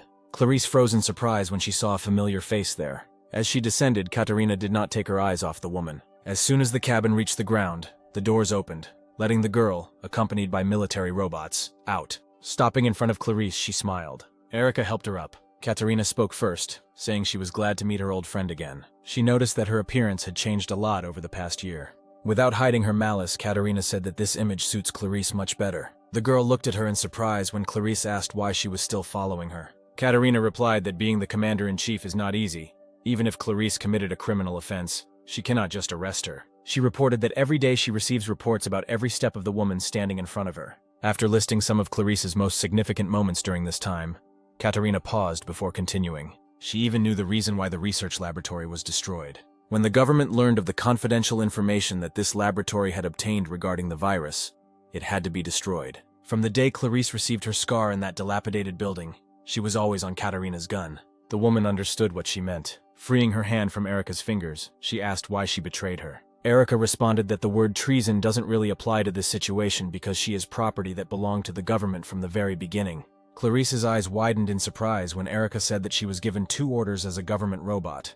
The first of which was to act as if her speech system was damaged in order to avoid leaking information. And the second order was that she needed to deliver an infected person who could control his mind at least partially. Clarice couldn't believe that this really happened. Having finished her story, Erica headed towards Katerina. The coughing fit again overtook the woman. Hearing this, Erica turned around looking at her regretfully. But she did not dare to approach and turned away. Wiping the blood with her hand, Clarice said that she should have known that she would not have been released so easily that day. Katerina just smiled slightly. Raising her head, Clarice assumed that the first phase of the project would soon be completed. She knew that the Venus project was aimed at destroying the virus. The woman remembered very well the day when she first heard about Venus. In 1976, a meeting was held at the general headquarters. Some have put forward the idea of immediately exterminating all infected people, but Clarice opposed it, saying that it was too much even for the government. She suggested that they try to find another way to get rid of the virus by isolating those infected for a while. Clarice tried to convey to them that the victims were still people, but the Secretary General dismissed her words, saying that she was talking nonsense. He recalled that everything had already been decided by the previously held national vote, and there was no point in discussing it again. 93% of the public supported their policy.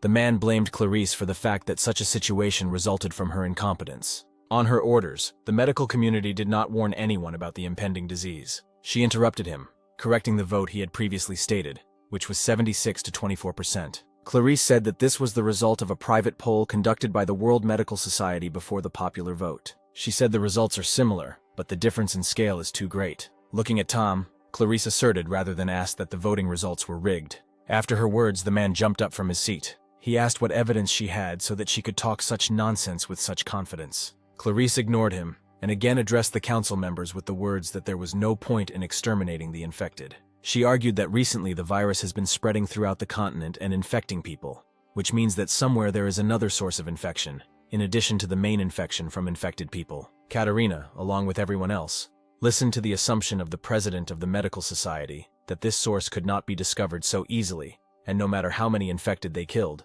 at this rate, they would not be able to stop the virus. Clarice also said that they are currently developing a new treatment called genetic factor treatment. She assured everyone that she would be able to show significant results within the next 6 months.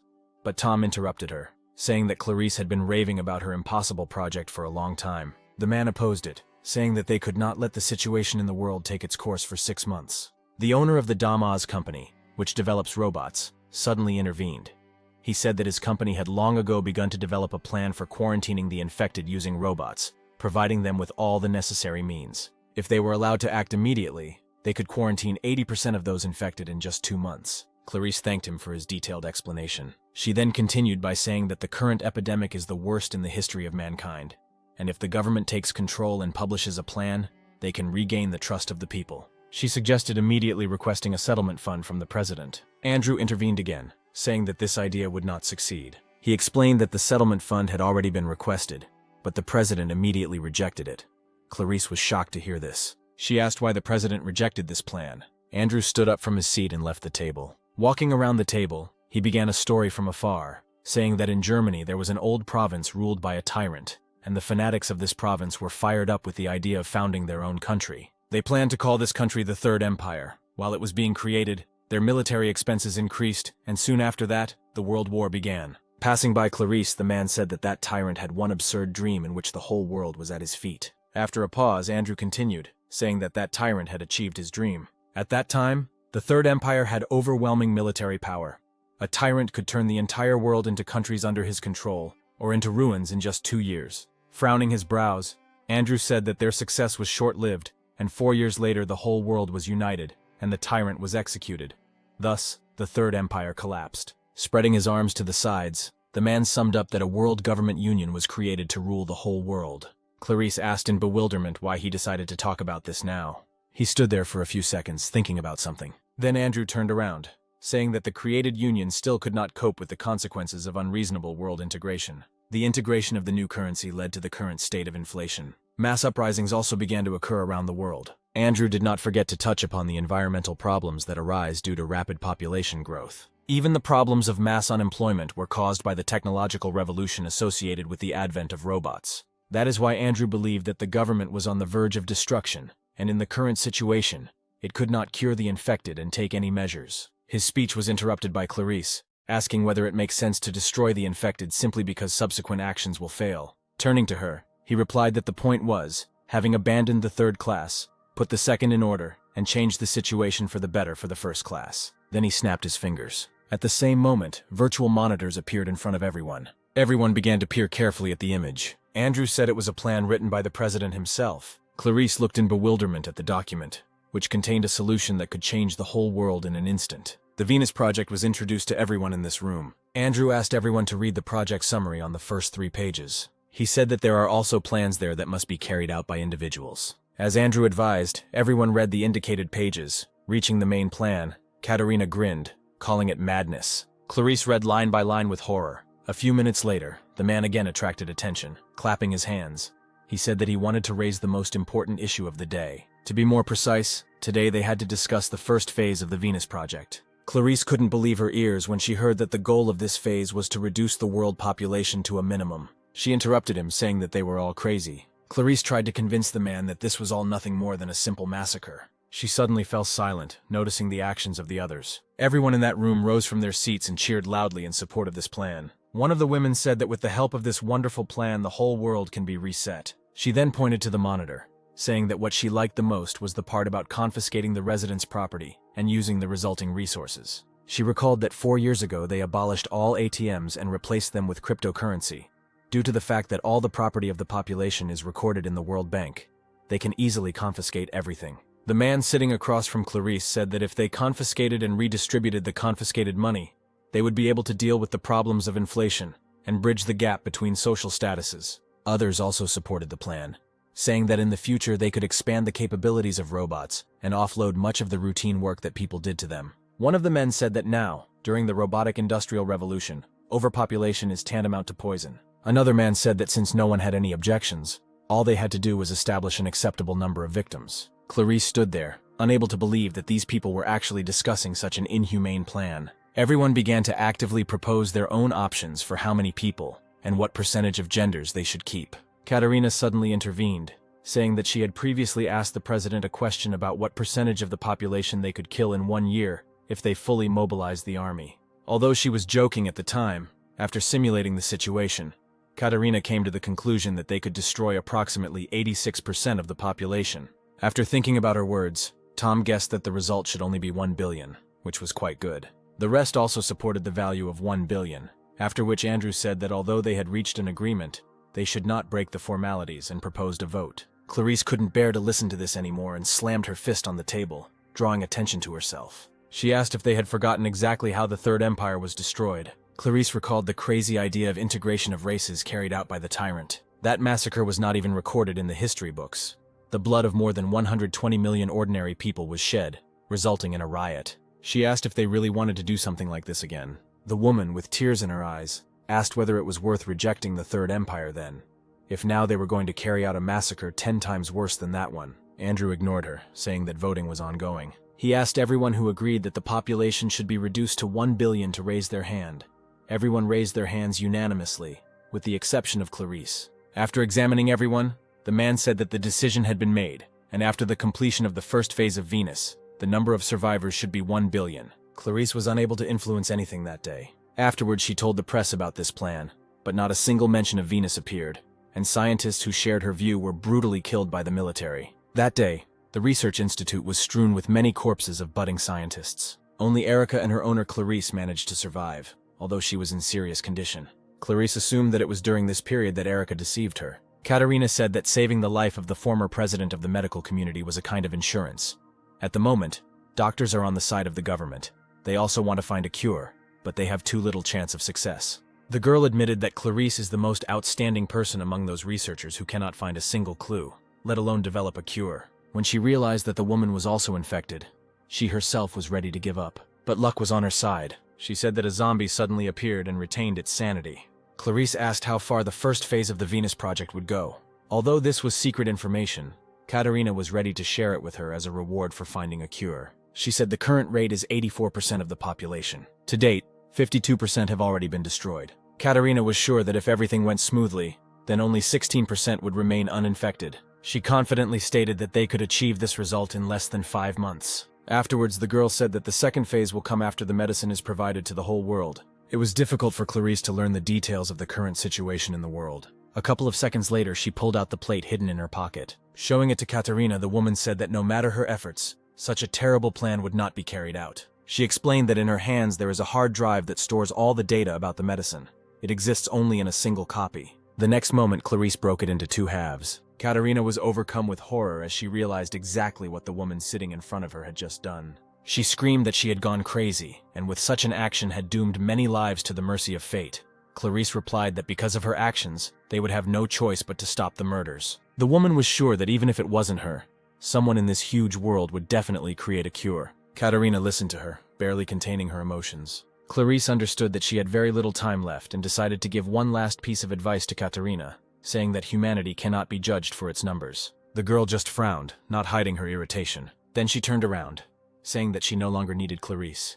Returning to the cabin, Katerina gave the order to the military robots to get rid of this woman. Hearing her words, Sam raised his head and looked at her in surprise. He tried to say something to stop Katerina. Realizing that he would achieve nothing in this way, the hero tried to shout to Jane, but she did not react to his voice in any way, and then Sam began to disturb her body. At the same time, Jane's automatic recovery mode boot was activated. The energy core has already been restored by 30%. The robots are already approaching Clarice. She just closed her eyes, resigning herself to such an end. The next moment, the woman heard a weapon being pointed at her, but when nothing happened for several seconds, she opened her eyes and looked ahead in surprise. The robot said that he could not attack her, because it would be a violation of the law. Hearing this, Katerina began to laugh quietly. However, the very next moment she was laughing out loud without holding back. Turning around, the girl said that a few moments ago Clarice was very cute with that expression on her face. Then she said that everything was exactly as she had imagined. Nodding towards Erica, Katerina said that although she did not receive the drug data directly, it did not mean that she lost. The girl said that all this time Clarice had an excellent robot with her. After her words, Erica disconnected the part from her device, with which she communicated with Jane the last time, and gave it to Katerina, who said that copying the data at this time is even easier than taking candy from a child. Clarice was startled by this and shouted at Erica not to do this because this information should not fall into the hands of the government. At the same moment, a sharp flash of pain pierced her. The next attack meant that the effect of the previously injected medicine had ended, and the disease began to spread further with accelerated force. The woman curled up on the ground with pain coursing through her entire body. Looking at this picture, Katerina assumed that the virus was gradually beginning to take over her mind. Smiling, the girl said that very soon Clarice would evolve into a monster. But since she had taken a significant step towards creating a vaccine, the woman should have no regrets. Excited, Erica rushed towards Clarice. Sitting down next to her, she asked her how she was feeling. Turning around, Erica asked Katerina to fulfill her promise and keep her word. She recalled that the girl promised her that if the mission was successfully completed, she would save Clarice's life. Shielding the owner, Erica said that she would soon become a zombie, and then she would no longer be able to tell anyone any secrets. Erica begged Katerina to keep her promise. Looking at this scene, the girl remembered the past. A year ago, this robot also begged to save Clarice. Snapping her fingers, she replied that she never forgets her promises. After a pause, Katerina said that unlike robots, people know how to lie. Erica looked in surprise at the girl standing in front of her. The next moment, many shots pierced her body. When the military robots stopped firing, Erica collapsed to the ground. Clarice, lying on the ground, watched this in horror. Shouting out her name, the woman tried with all her might to crawl towards Erica. Frowning her brows, Katerina said that she was the first to be insulted in this way. Never before had an ordinary robot tried to make a deal with her. But that wasn't the only reason she was angry. Katerina was well aware that Erica had tried to ruin her plan when she tried to get rid of Sam. The girl said that she could not forgive her for this mistake. Anxious, Clarice tried to call Erica. She turned her head and apologized to the woman. She admitted that even when she realized that Katerina's promise was a lie, Erica continued to interfere with Clarice's research. Erica said that she changed the original data when she conducted virtual experiments, and also tried to kill Sam. But clinging to the 100th chance that Katerina would still fulfill her promise, she gave her the data. Because Erica prioritized saving her master's life over the lives of all humanity, she declared that she was no longer worthy of being called a Medroid. A single tear rolled down Clarice's cheek. Almost silently, she said with just her lips that Erica was not to blame. Closing her eyes, she said that she never blamed her for what happened. When the woman opened her eyes again a couple of seconds later, her eye sockets were completely black, which meant that the virus had gotten the better of her. A military robot standing nearby analyzed Clarice's condition. Having determined that she was no longer human, the robots turned their weapons on her. Due to the fact that she has lost her human essence, they now do not break the law and can carry out the previously given order. One of the military robots turned around as a sudden noise behind them caught his attention. A moment later, Jane punched his head. As a result, he flew several meters back. Katerina watched, not understanding what was happening here. Jane said that the automatic recovery was 48% complete. A couple of seconds later, the percentage of recovery increased and previously damaged areas of the body were strengthened. She was determined to return Clarice's research data. Katerina understood how this was possible, because the shot from Mars definitely hit her. Kevin wondered a similar question about how the damaged robot was still able to move. He turned to one of his subordinates, who scanned Jane and reported that she had completely stopped functioning, asking what was going on here, but he could not give a reasonable answer. Looking at the screen, Greg remembered the time when he himself fought with this robot. After the fatal attack was dealt to her, he deemed Jane no longer competent, but suddenly she recovered and became stronger. Greg said that this home robot is fraught with many secrets. Kevin ordered military robots to be sent as reinforcements. Meanwhile, Jane was already running towards the military robot. Approaching him, she kicked his torso, punching right through him. Then she grabbed his head. A moment later, Jane pinned the robot to the ground. At the same time, dozens of military robots were released from the ship. Noticing this, Jane raised her head up, watching what was happening. A few seconds later, the robots landed with a terrible noise. Dozens of robots appeared opposite Jane. After conducting self-diagnosis, she found out that the integrity of her body was only 40%. Her goal was to get closer to Commander Katerina and return data on a medicine that could cure the virus, and then escape from the current situation. She intended to destroy obstacles in the form of military robots that appeared. A moment later, the robots took up their weapons and began shooting at her, but Jane deftly dodged the bullets, moving at high speed. Approaching one of the robots, she cut his torso in half. Jane knocked the other one away with a kick to the stomach. Clarice and Sam watched in surprise. The guy did his best to support Jane. The woman managed to retain the remnants of her mind, and she was aware of the current situation. Jane desperately fought against the military robots, trying to make her way to Katerina. Kevin, who watched this, experienced great tension. He realized that ordinary military robots were not enough to deal with Jane. He asked a subordinate if they could carry out an attack from the air, but was told that this was not possible at the moment. Greg had been carefully watching Jane's movements all this time and analyzing the situation. At one point, he shared his observations, saying that she was weaker than before. Jane herself at that moment was trying to fight off the robots that surrounded her from all sides. Greg explained that her movements were not as fast as last time, and he assumed that she had not yet fully recovered from Mars's shot. Suddenly, one of the military robots grabbed her arm. The next moment, Jane lost this limb. She frowned, realizing that losing her arm at such a moment could make the situation critical. Despite this, Jane continued to attack her opponents with her remaining hand. The war robots raised their weapons again and pointed them at her. This time, she was unable to escape the fire. The system warned Jane that the energy core had been damaged. With every second, the integrity of her body was rapidly decreasing. A moment later, the vision sensor was also damaged and the self-healing process was forcibly stopped. With difficulty, Jane managed to catch the sound of approaching footsteps. Before she passed out, she saw the silhouette of Katerina stopping opposite. The girl was pleased with what she saw in front of her. It amazed her that she had fought so hard to match a human. Slowly raising her hand, Jane said that her target was approaching. She reached out to Katerina standing next to her, repeating that she was obliged to return the data. But Jane fell before she could reach her goal. Katerina looked at her indifferently. A moment later, she admitted that Jane managed to surprise her, because she has the ability to self-heal, which is built only into super soldiers. She then turned around and ordered the military robots to take Jane with them. The girl planned to provide it to Andrew from the House of Ozzy for analysis. She was wondering who was the creator of this model. Sam jumped out of his seat and ran to Jane. He approached her within seconds and intended to attack her from behind. But Katerina turned in his direction, sensing a threat. She managed to dodge Sam's attack and his fist flew into the ground. She was surprised that he decided to attack her. The boy, who retained his mind after infection, interested the girl no less than his robot.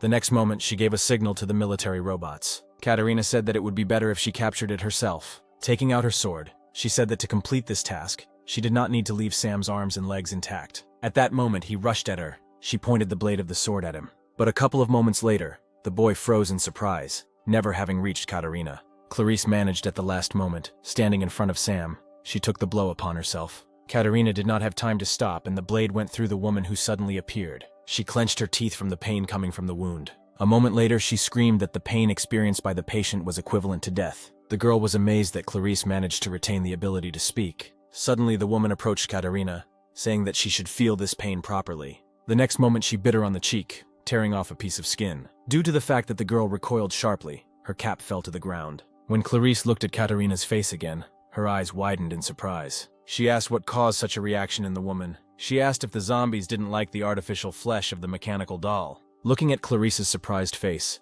Katerina said that it was a doll that could synchronize with brainwaves, designed to protect important people. She explained that artificial intelligence does not have a conscience. The doll only reads the brainwaves of its owner and is controlled by them. Katerina's position was too high to go out and fight the polluted creatures herself. Suddenly, Clarice's consciousness left her. The exhausted woman fell to the ground. At the same moment, the doll transmitted the received data to the real Katerina. After that, she sheathed the sword and, looking to the side, noticed a wary guy. Picking up her cap from the ground, the girl looked at Sam and asked why he didn't attack. Smiling, she said that he knew what futile attempts were. Then she turned around and headed back to the cabin, said that their mission was over, and commanded the military robots to grab Sam and Jane. Following her orders, one of them grabbed the guy who was desperately trying to escape. Another grabbed the unconscious Jane. The remaining robot aimed its weapon at Clarice, who was lying in a pool of her own blood, with the goal of completely destroying her. Erica, who was conscious, tried to shout to her mistress. Sam saw this too and broke free from the robot's hands to come to the aid of his friends. Suddenly, Jane opened her eyes again,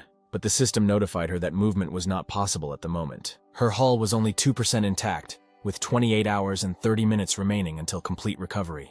A moment later, the emergency program was launched, and based on the results of scanning the surrounding area, a humanoid robot was detected at a distance of 25 meters. After analyzing Erica's condition, the system reported that all requirements had been met and preparations for the transfer had begun. A couple of moments later, the system was forced to boot. The operating system installation was successfully loaded. After this, Erica's body began to recover quickly. She opened her eyes for a few seconds. Suddenly, the robot targeting Clarice was destroyed in an instant. Hearing the shots, Katerina turned around to see what was happening. Clarice had regained consciousness by this time and watched what was happening in amazement. The system reported a successful system update and the medical module was disabled. Now Erica's combat skills prevailed, with the help of which she got rid of the robot a moment ago. Kevin looked at the screen in bewilderment, not understanding what happened this time. He was sure that this medical robot was disabled, but suddenly all its damaged parts were restored. Katerina felt the same bewilderment at what was happening. Erica applied the cloth to clean Clarice's wounds. She said she was able to stop the bleeding. Although the words were difficult for Clarice, she said that today she had already managed to see a miracle several times, looking at Erica's restored body. She just looked sadly at her mistress, assessing her condition. Clarice suffered fatal internal injuries. Erica did not want to admit that the chance of survival was practically equal to 1. Extending her hand to her, Clarice said that she should leave here as soon as possible. At least she should survive. She put her owner's hand back, saying that she should rest a little. Erica promised that she would take care of everything. After examining the weapon in her hands, Katerina realized that the weapon in Erica's hands was a combat module. The girl had a bad feeling.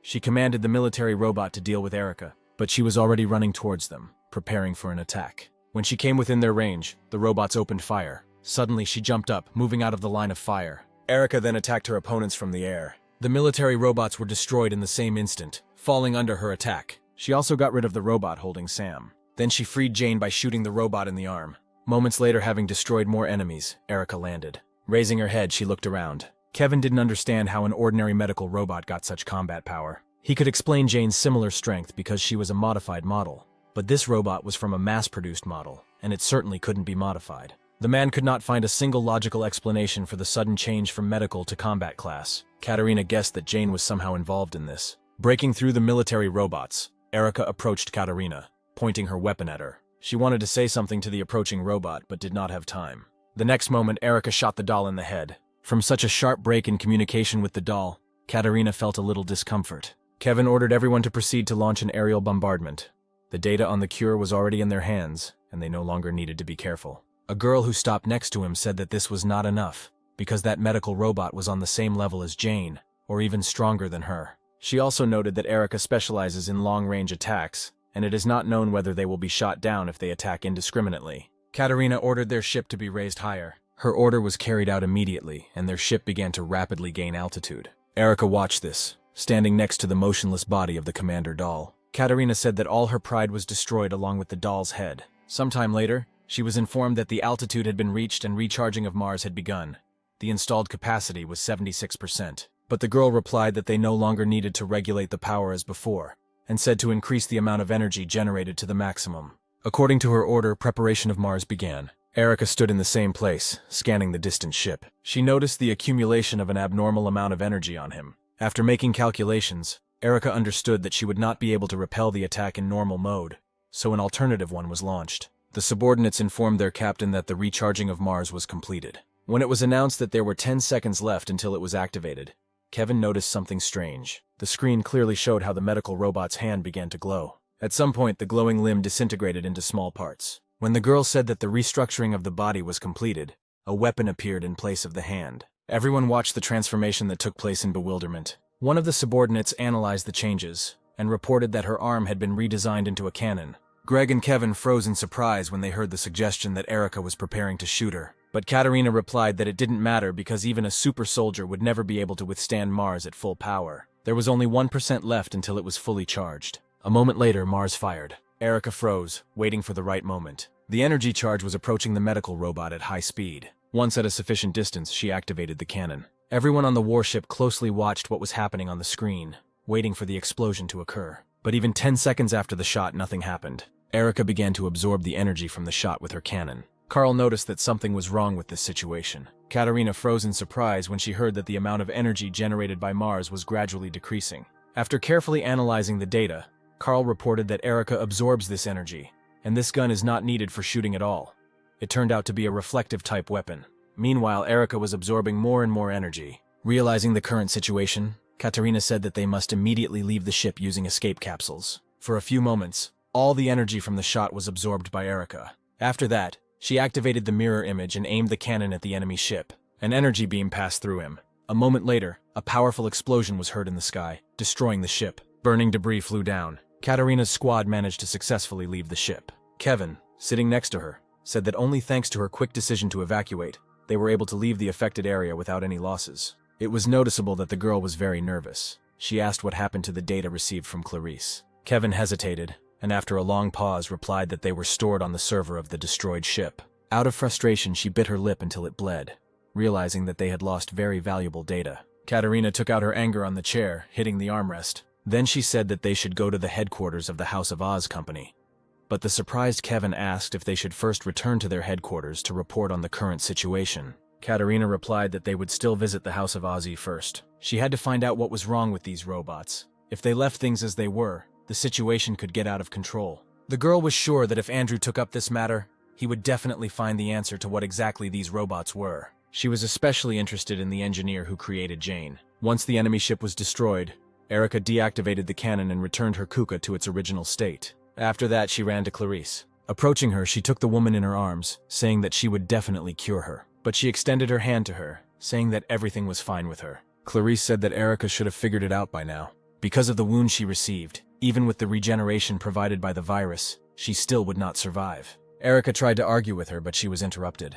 Clarice asked to be put back on the ground. When there was no response to her request, she said that she wanted to tell Erica her story. She had no choice but to fulfill her mistress's last wish. After 26 hours, Jane had recovered and opened her eyes. Looking at the ceiling, she realized that she was in Clarice's house. Remembering the circumstances under which she passed out, she began to worry about Sam. She didn't even have time to get out of bed when a joyful guy hovered over her. He immediately rushed to hug Jane, who had woken up. Patting him on the head, she said that she was fine. Sometime later, they left the house together. Once outside, Jane froze in surprise. She saw the restored Erica with a bouquet of wildflowers in her hands. Turning around, the surprised Erica asked if Jane had recovered. She replied that she had only recovered by half, but that was enough to function normally. Suddenly, she noticed something that made her gaze filled with sadness. A wooden cross was installed a couple of meters from her, marking Clarice's burial place. They all approached him together, after which Erica knelt down and placed the collected flowers on the grave. Jane apologized to her, saying that if they had not come here, this would not have happened. But Erica interrupted her, jumping that there was no need for an apology. She explained that even if they had not come here, nothing would have changed. But on the other hand, only thanks to them, Clarice managed to make the discovery that she had been working on for so long. Erica smiled, remembering how happy her owner had been in recent days. After a long pause, she said that for Clarice, their visit was akin to a blessing. Jane looked at Erica sadly. Then she asked what she was going to do next. Having answered, Erica recalled the contents of the 7th article of the law concerning the death of the owner. Jane remembered the day that marked the end of their previous life. Many robots ceased functioning after the death of their master. She was sad to realize that Erica would also have to cease to exist herself. Erica fell silent, remembering Clarice's last moments. Her mistress asked if she remembered the words Jane said on the first day. She believed that the best thing she could do was not to give up, but to hope and move forward.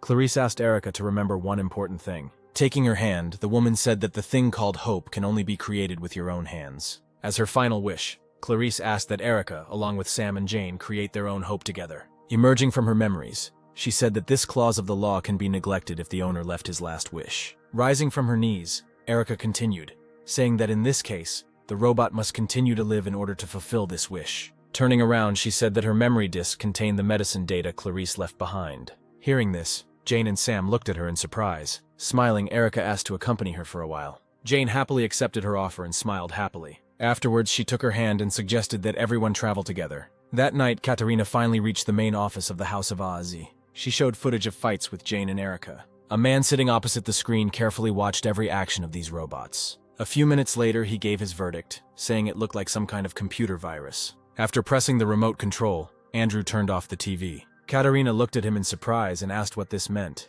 He replied that in order to finally be convinced of this, he must analyze these robots more carefully. Andrew suggested that a modified version of the operating system installed in the home robot took control of the medical robot system, rewriting it like its own. He said that until the situation stabilizes, there is no way to restore their operating systems, and there is also a chance that Jane had a hidden fragment embedded in her code that would run under certain circumstances. Katerina stopped him, asking what he meant. She thought that no matter how much the operating system is modified, in the end, it is just a normal software problem.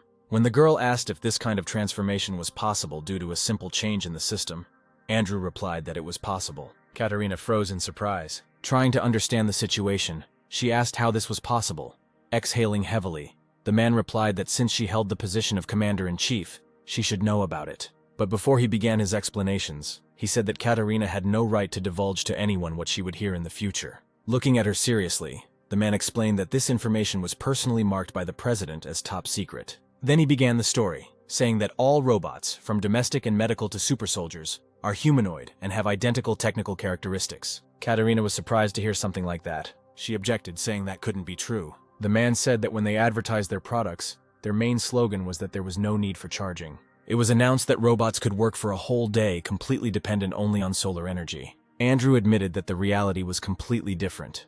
A conventional solar panel would not be able to produce energy so efficiently. Katerina realized that it was not the mentioned batteries that were used for this purpose, but something that was on a completely different level. He said that the true nature of the robot's energy core is something that can produce and sustain energy indefinitely. To be more precise, it is based on an infinite energy source. Katerina was amazed by such a discovery, and said that such a thing could not exist even theoretically. Andrew nodded, saying that this completely ignored the first law of thermodynamics. Continuing his story, the man noted that such an energy source can produce a terrifying amount of energy that cannot even be estimated, so they control its power for each robot using the installed operating system. Faced with a blank look from his interlocutor, he explained that the restrictions placed on the kernel could be lifted by changes in the operating system. That is why there is a possibility of transformations like those that happened to Jane and Erica.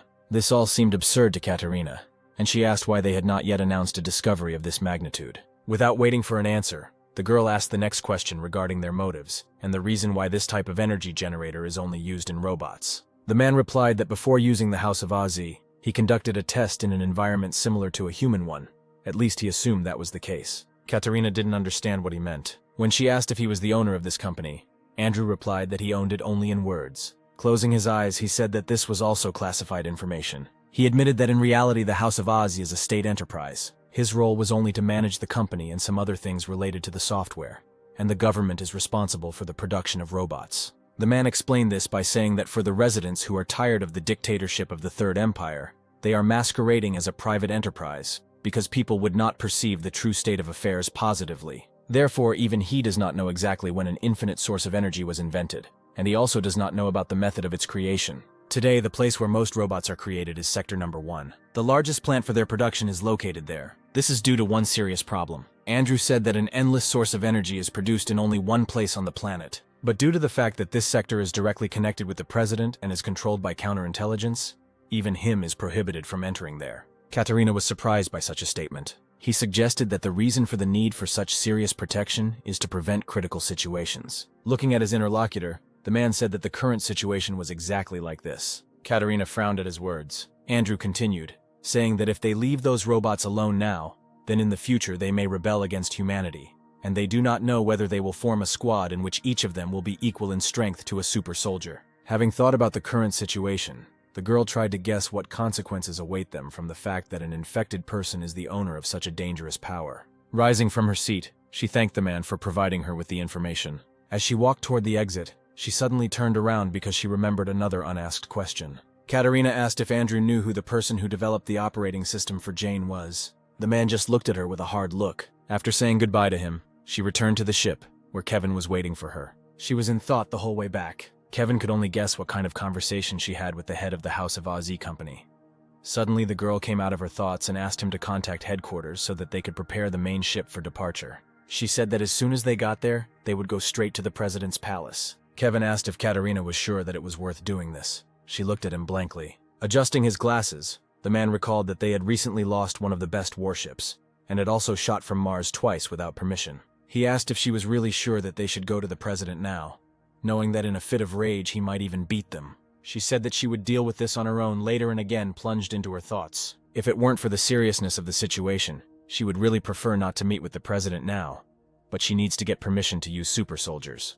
Meanwhile, Andrew replayed the video that Katerina had given him during their recent meeting. He was most interested in Jane. He couldn't believe that the man he had admired for many years had spent his retirement in an abandoned sector. The man took out a medallion that he always carried with him. Andrew didn't take his piercing eyes off the screen. He was sure that Jane was the last fragment of the project that this man left behind. Closing his eyes, the man thanked this man for such a gift. Thanks to this, he will finally get rid of the feelings of inferiority and disappointment that have haunted him all these years. Andrew set himself the goal of surpassing Louise, who was his teacher, at any cost. At the same time, Erica took Sam and Jane to a car parked not far from the house. She said that the car belonged to Clarice, and all this time they had been driving it into the city, while Jane and her master looked at this vehicle with delight.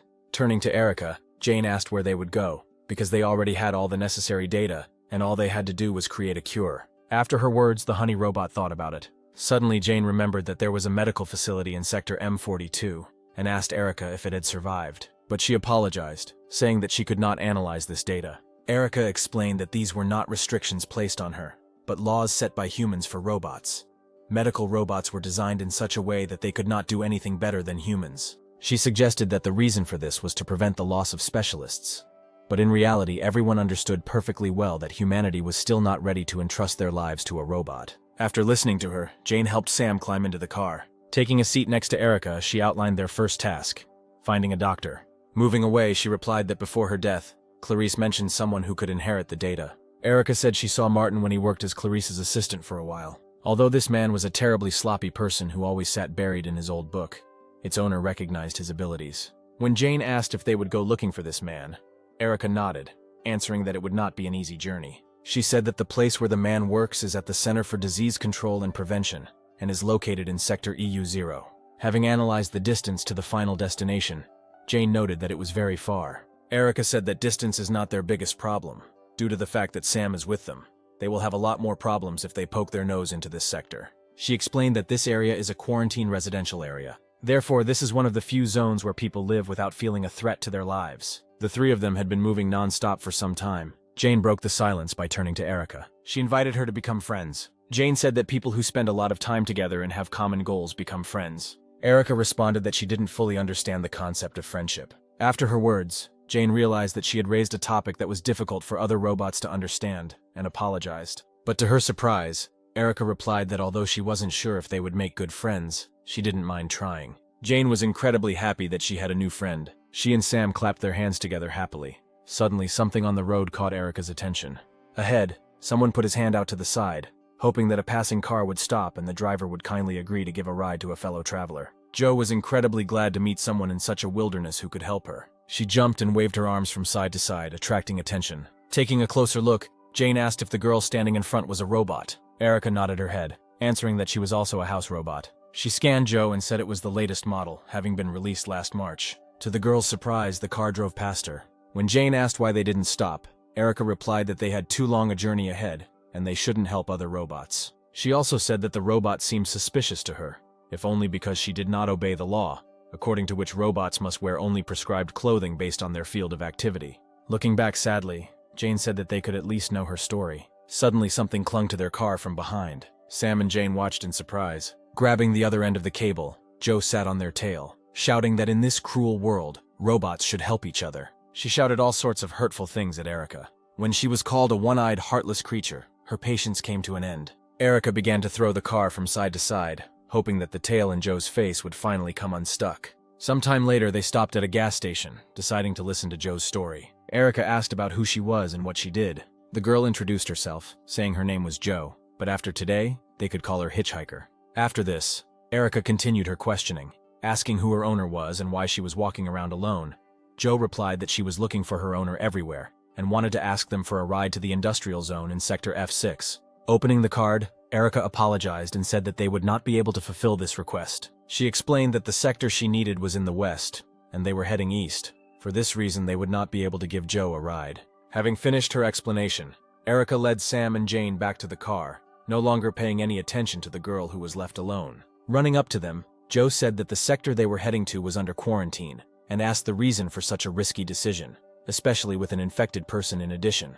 But Erica replied that they were not obliged to explain their actions to her. Exhaling heavily, Joe said that they don't need to be so careful, because robots don't know how to lie anyway. Joe tried to find an explanation for Erica's cold attitude and suggested that she had once been betrayed, and that is why she was acting this way now. Unable to bear it any longer, she turned around, saying that the girl should be more careful with her words, but she only laughed, saying that she had hit the target, judging by such a reaction. Afterwards, Joe more seriously said that they really shouldn't go into the quarantine zone, because without proper preparation, they would be destroyed in a split second as soon as they step inside.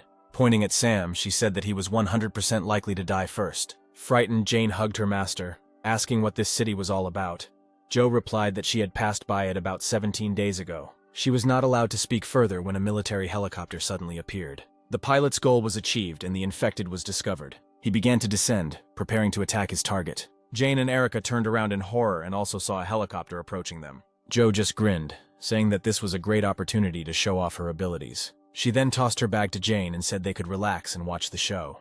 A moment later, everyone heard a warning about the opening of fire. Joe stopped in front of the helicopter, saying that she wouldn't need 10 minutes. After that, she activated her ability. The girl quickly clicked on the necessary system windows. Jane had a couple of seconds to prepare, after which she said that the synchronization was completed. Having penetrated the robot's system, she managed to change the instructions. The indicator that marked Sam changed its color from red to green, indicating that the selected target did not pose any threat. Next, Joe gave the robot the order to self-destruct. A couple of seconds later, the military helicopter exploded from the inside. Friends standing nearby watched what was happening in surprise. The helicopter, engulfed in fire, quickly fell to the ground. After it hit the ground, there was a loud explosion. Joe approached the frozen Jane and Erica, asking how they were enjoying this little show. She said that they were very lucky to meet her, because without her help, they should not even dream of getting into the quarantine area. Closing her eyes, Joe decided she should introduce herself properly. The next moment, pointing to herself, she said that she was the only robot with a pre-installed hacker module. Her performance was interrupted by Erica, who hit Joe in the head with a medical hammer. She said that they were located next to a gas station, and her rash actions could have caused it to explode. Joe looked at Erica in surprise and said that the gas station would have exploded anyway. She pointed to the site of the explosion, explaining that the flames were large and the wind was blowing from the northeast at a speed of 3 meters per second. Taking this into account, in 1 minute and 24 seconds the fire will spread and another explosion will occur, the radius of which will be about 2 meters. When Joe said that if they didn't leave immediately they would have a hard time, Erica could hardly contain her anger towards her. A few seconds later, everyone climbed into the car and Erica began to move as far away from this place as possible. At the same time, Katerina reached the presidential palace. She and Greg walked through the long corridors to the president's office. But the man could not hide his poor condition while following the commander. Turning around, Katerina asked what happened to him since he looked so sick, but he replied that he was fine. Afterwards, he hesitantly asked if they were going to visit the president. The girl replied that this was so, and asked what worried him.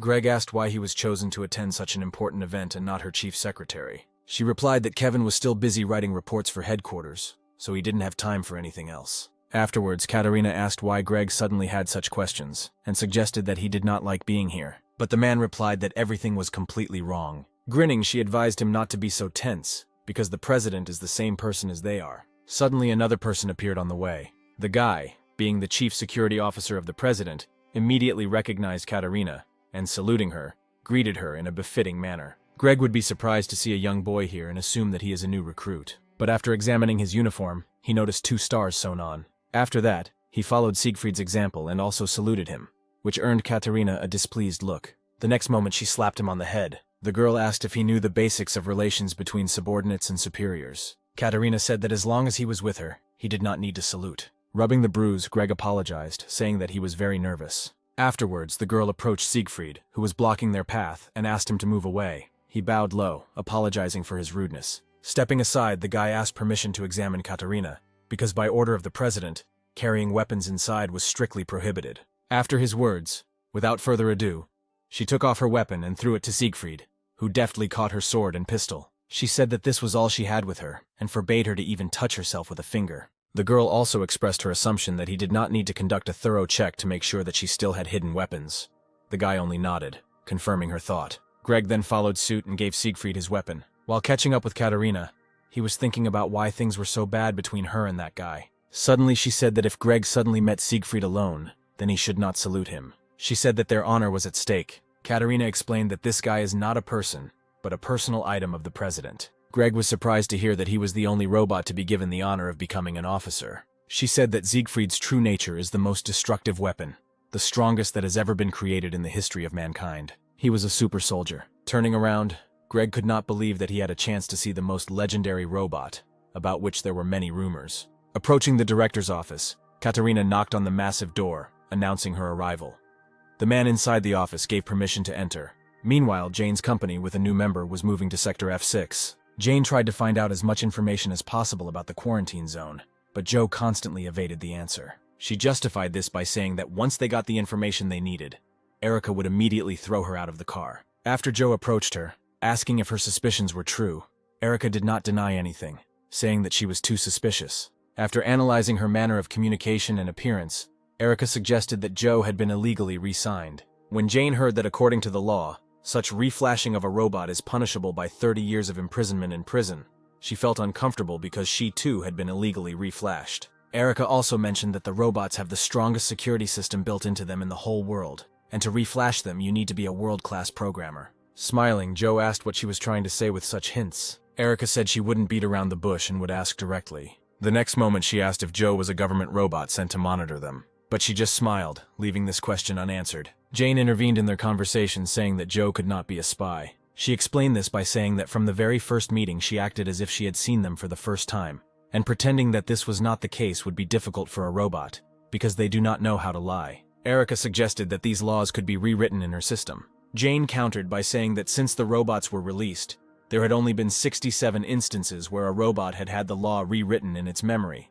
But due to their nature, there had not been a single instance where Article number 1, 2, or 3 had been rewritten. She explained this by saying that if one of these articles is ignored, robots can become a threat to humans, and they should also take into account the security system. Remembering the last skirmish with Katarina, if it were possible to rewrite the previously listed articles, then it would be easier for her to reprogram Erica, rather than keep her silent all this time. Erica remained silent, not knowing how to object to this fact. Joe praised Jane for her intelligence, because even she is not able to ignore the laws of the first article, as noted earlier. She said that there are 3 levels of protection in the robot security system. The first 3 articles are in the Good Witch category, and is intended to protect people. The Oscar category prevents illegal rewiring, and the Clid category. Joe admitted that her master hacked her all the way to Oscar, but the Good Witch turned out to be much more difficult, and no one will be able to hack her in the next 50 years. Erica was amazed at the man's abilities. When Joe named her master's name, Jane looked at her with enthusiasm, saying that he was a very famous person, and everyone knew his name. She said everything she knew about the Cheshire Cat. Firstly, he was the best hacker in the whole world. He reveals the illegal activities of terrorist groups, governments, and financial institutions. Touching Sam, Jane said that he was an ardent fan of this man, and if they managed to meet him one day, she asked if she could get an autograph. Joe replied that if they really managed to find him, they could ask for at least thousands of autographs. She admitted that she was not sure whether her master was still alive or not. The Cheshire Cat tried to hack into the system of one company, but they were spotted, and the police very quickly discovered their temporary location. When they broke in, Cheshire fled. Therefore, all this time she was just looking for a way to kill time, doing what she wanted to do with the owner while they were together. After listening to her, Jane asked what exactly she wanted to do. Smiling, Joe replied that she had always dreamed of breaking into the presidential palace. At the same time, Katarina and Greg were already in the director's office. The man was very excited. He never dreamed that the day would ever come when he would meet the president in person. Suddenly the president, without turning around, spoke. From the report he received, he knew that Katarina had failed in obtaining data on the cure. They had lost one of the best ships, and worst of all, she had used Mars without his permission. Afterwards, he asked how much impudence she had to ask for a personal audience after all of the above. Katarina clenched her fists from tension. Taking a step forward, she said that they clearly knew what exactly caused the data acquisition operation to fail. When she said that due to a lack of information about the true nature of the robot's energy source, she was unable to cope with the situation.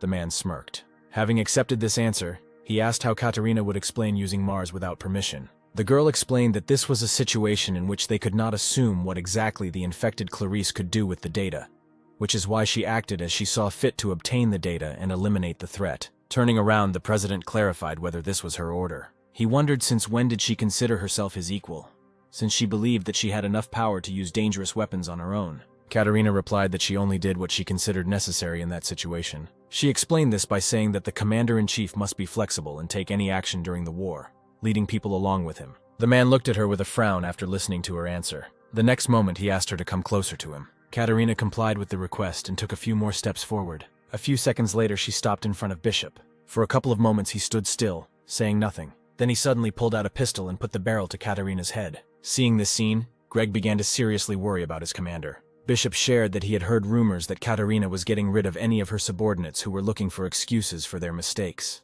After which he said that now she is becoming like them, trying to evade responsibility under various pretexts. The girl replied that she would accept any punishment for her actions. Katerina said that she received her uniform 23 years ago, and until now they have never tried to evade responsibility for their actions. Afterwards, she explained that the real reason for today's meeting was not an excuse, hearing which he would have ignored not only the fact that the operation was a failure, but also the careless analysis of the data of other employees. She is here to accurately report the seriousness of the situation and its solution. Speaking about solving the problem that had arisen, Katerina mentioned a legion of super soldiers, which obeys only the president. The commander asked Bishop to transfer to her part of the rights to command this detachment. The man replied that she was too self-confident. He suggested that by believing that she had achieved her title through her own efforts, Katerina considered herself an outstanding person. Afterwards, the man released the safety, saying that the situation was actually completely different. It was he who gave her her current status and power. After checking her out once again, Bishop said that there were many people who could replace her. After these words, he pulled the trigger and the sound of a shot was heard. When Jane and Erica heard about Joe's plans, they called her crazy. Erica said that no matter how brilliant the Cheshire Cat might be, doing something like that is too reckless. Joe explained that it was all because of the evidence found with her master. They suspect that the president may have artificially caused a virus that turns into zombies. At the same time, Greg looked at the president in horror. There was barely noticeable smoke coming from the man's gun from the shot. Katerina still stood in front of Bishop, with a scratched cheek and a bleeding ear grazed by a bullet. The man was surprised that the girl didn't even flinch when he fired. Lowering the gun, he said that if she had tried to dodge the bullet, she could have lost her life, and then asked why she was sure that he had not intended to kill her in the first place. Katerina replied that there was nothing surprising in her action. She only took responsibility for her words that she would accept any punishment. Sighing, Bishop walked over to his desk, saying that for her contributions to combat command over the years, he would turn a blind eye to her mistakes this time. Turning to him, Katerina reminded him that she had never heard an answer to her request. She again asked if he would allow her to take part of the command rights of a squad of super soldiers. Bishop looked at her threateningly, telling her not to forget her place. Sometime later, he and Greg left his office. Having caught up with his commander, the man asked if she was okay, but the girl replied that the military should not worry about a minor scratch. She was annoyed that, even after putting her life in danger as a sign of her devotion, her request was rejected. Turning around, Katerina looked at the bag her companion was carrying. Exhaling heavily, she decided that even this would be enough for her today. The commander hoped that the item she received from Bishop would benefit her in the future. At the same time, Bishop was in his office watching a recording of battles with robots that had gotten out of control. When they knocked on his door, he gave permission to enter. Walking inside, Siegfried greeted the man. The president asked him to come and look at this recording. When Siegfried approached the table, the man pointed at Jane, saying that it was a robot that caused excitement among the highest military officials. Then he asked who, in his opinion, created this robot. After analyzing all the data obtained from the recording, Siegfried replied that it was Dr. Louise. He said that no one else could create something like that for anyone other than her. Having received the answer, Bishop tiredly covered his eyes with his hand. This woman has always remained a mystery to him, but the man did not understand why she decided to intervene and stop his plans right now. At the same time, the company of our heroes continued on their way. After hearing the suggestion that the president could artificially cause the virus, Erica replied that this assumption was unfounded and made no sense. Joe asked why she rejected the idea. Erica explained that even the Association of Scientists spent more than 6 months studying this virus, and still no one is sure where this virus came from. She admitted that her owner also began to suspect the president immediately after the UN meeting, but with all his power, it is impossible for this type of virus to appear and spread unnoticed by health organizations. Joe listened to her interlocutor with interest, but when she fell silent, she laughed and said that it was too stupid. Yet Joe was delighted that Erica's owner was Dr. Clarice, who had no equal in the field of medicine. Erica frowned when Joe said that the more professional a person was, the more likely it was that they would not be able to see the beam in their own eye, and their imagination would be too limited. To everyone's surprise, she suggested that it might be possible to cause an epidemic without the need to create a virus. Excited, Jane asked how this was possible. Pointing forward, Joe replied that they were heading to Sector F6 to confirm or refute this hypothesis. Bishop handed Siegfried his cap, telling him to find this pet robot. The man gave him orders to find out how Louise's legacy could affect his plan. Having accepted this order, Siegfried threw on his cloak. After that, he headed towards the balcony, saying that he would return having successfully completed his mission. Coming out onto the balcony, Siegfried stopped. He looked up, starting synchronization with the satellite. It only took him a couple of seconds to establish the connection. After that, he could access any data. After analyzing the area around Louise's house, he discovered a damaged military robot 80 meters to the southeast. Knowing the initial data, it was not difficult for him to calculate the current location of his target. Having finished the analysis, he jumped to a higher point. Looking around, Siegfried tried to determine the direction he needed. A moment later, he established that his target was moving at a speed of 70 kilometers per hour towards Sector F6 along the highway 14 kilometers away. Having outlined his route, he was ready to set off to capture his target. As Siegfried jumped into the air, blue light streamed from the holes in his cloak. A moment later, a pair of wings appeared behind him. After that, he rushed towards his target's location with lightning speed. Siegfried covered a long distance in short moments, and so he found himself a couple of kilometers from the route he needed. Unaware of the threat looming over them, Erica said that they would be there in just 10 minutes. Suddenly, she felt someone approaching. Jane also felt something very dangerous approaching them. Erica turned around, warning the others of the danger. Looking at the sky, Jane reported that someone was approaching them at very high speed. After analyzing the data, she determined that such energy could only belong to a robot. With every second, he became closer and closer to them. A moment later, he landed a couple of meters from the car, blocking their path. Once the large amount of energy they released was reduced, they were able to make out a human silhouette through the column of dust. Siegfried slowly rose from his knees. Joe was filled with horror when she realized that there was a super soldier in front of them. Having taken a few steps forward, he stopped, saying that he was very pleased to meet those present. Jane watched his every move warily. Bowing, Siegfried announced that he had contacted the presidential palace and was a military robot holding the position of head of the Security Council. When he raised his head again, his body was surrounded by many small electrical discharges. Siegfried said that Jane should have already guessed the reasons for his appearance here. She really guessed for what purpose the super soldier was sent to them. The next moment, she jumped out of the car under the surprised looks of her friends. Despite their cries of protest, she landed a few steps away from Siegfried. She then activated her weapon station, preparing to attack. Joe completely stopped understanding what was happening here. She recorded how the generated power of the energy core increased 3.5 times. Suddenly, Jane said that she would fight him herself. Siegfried did not move, studying the enemy. She asked Erica to take everyone as far away from here as possible, but she objected that she could also fight with her. Jane more insistently asked her to do as she said. Erica looked uncertainly at Sam sitting behind her. Then she turned back and nodded. She stepped on the pedal and changed gear. A moment later, the car turned around and sped off in the opposite direction. Siegfried said that sending his friends away was a wise decision. After that, he said that his goal was only her. If innocent people were here, they would unwittingly also be involved in this. I got into a fighting position and asked him only for one thing. Despite what would happen here, she asked not to drag the others into their personal squabbles. Siegfried looked at her incessantly. Meanwhile, Joe demanded an explanation from Erica about what they had done that caused a super soldier to come after them. But Erica asked her to shut up because she was trying to calculate all possible outcomes and could not answer her. Excited, Sam looked into the distance, worried about Jane. Suddenly, the sounds of battle reached them. The sound wave emanating from their blows even reached them. Joe couldn't even imagine how powerful their attacks must be. Meanwhile, Jane fought a fierce battle with Siegfried. She concentrated all her strength into her fist. The super soldier decided to use the same techniques as Jane. A moment later, their fists collided with each other. Suddenly, the car stopped. When Erica got out of the car, Joe angrily asked what she was doing. But she left this question unanswered and looked into the distance, hoping that everything would be fine with Jane. Erica was well aware of the reason why she decided to remain alone, because even if the two of them attacked the super soldier, they would not be able to defeat him. At the same time, Jane and Siegfried were still confronting each other. Suddenly, her hand began to develop cracks. A moment later, it crumbled into small pieces. Thus, Jane lost her advantage in the battle. Having lost her hand, she took a few steps back. She then turned around to throw a kick. But the super soldier managed to dodge her blow by tilting his torso back. To keep his balance, he had to take a step back. Jane rushed at her opponent again, giving him no time to counterattack. Thanks to his extensive experience in battle, Siegfried knew how he could get out of such a situation.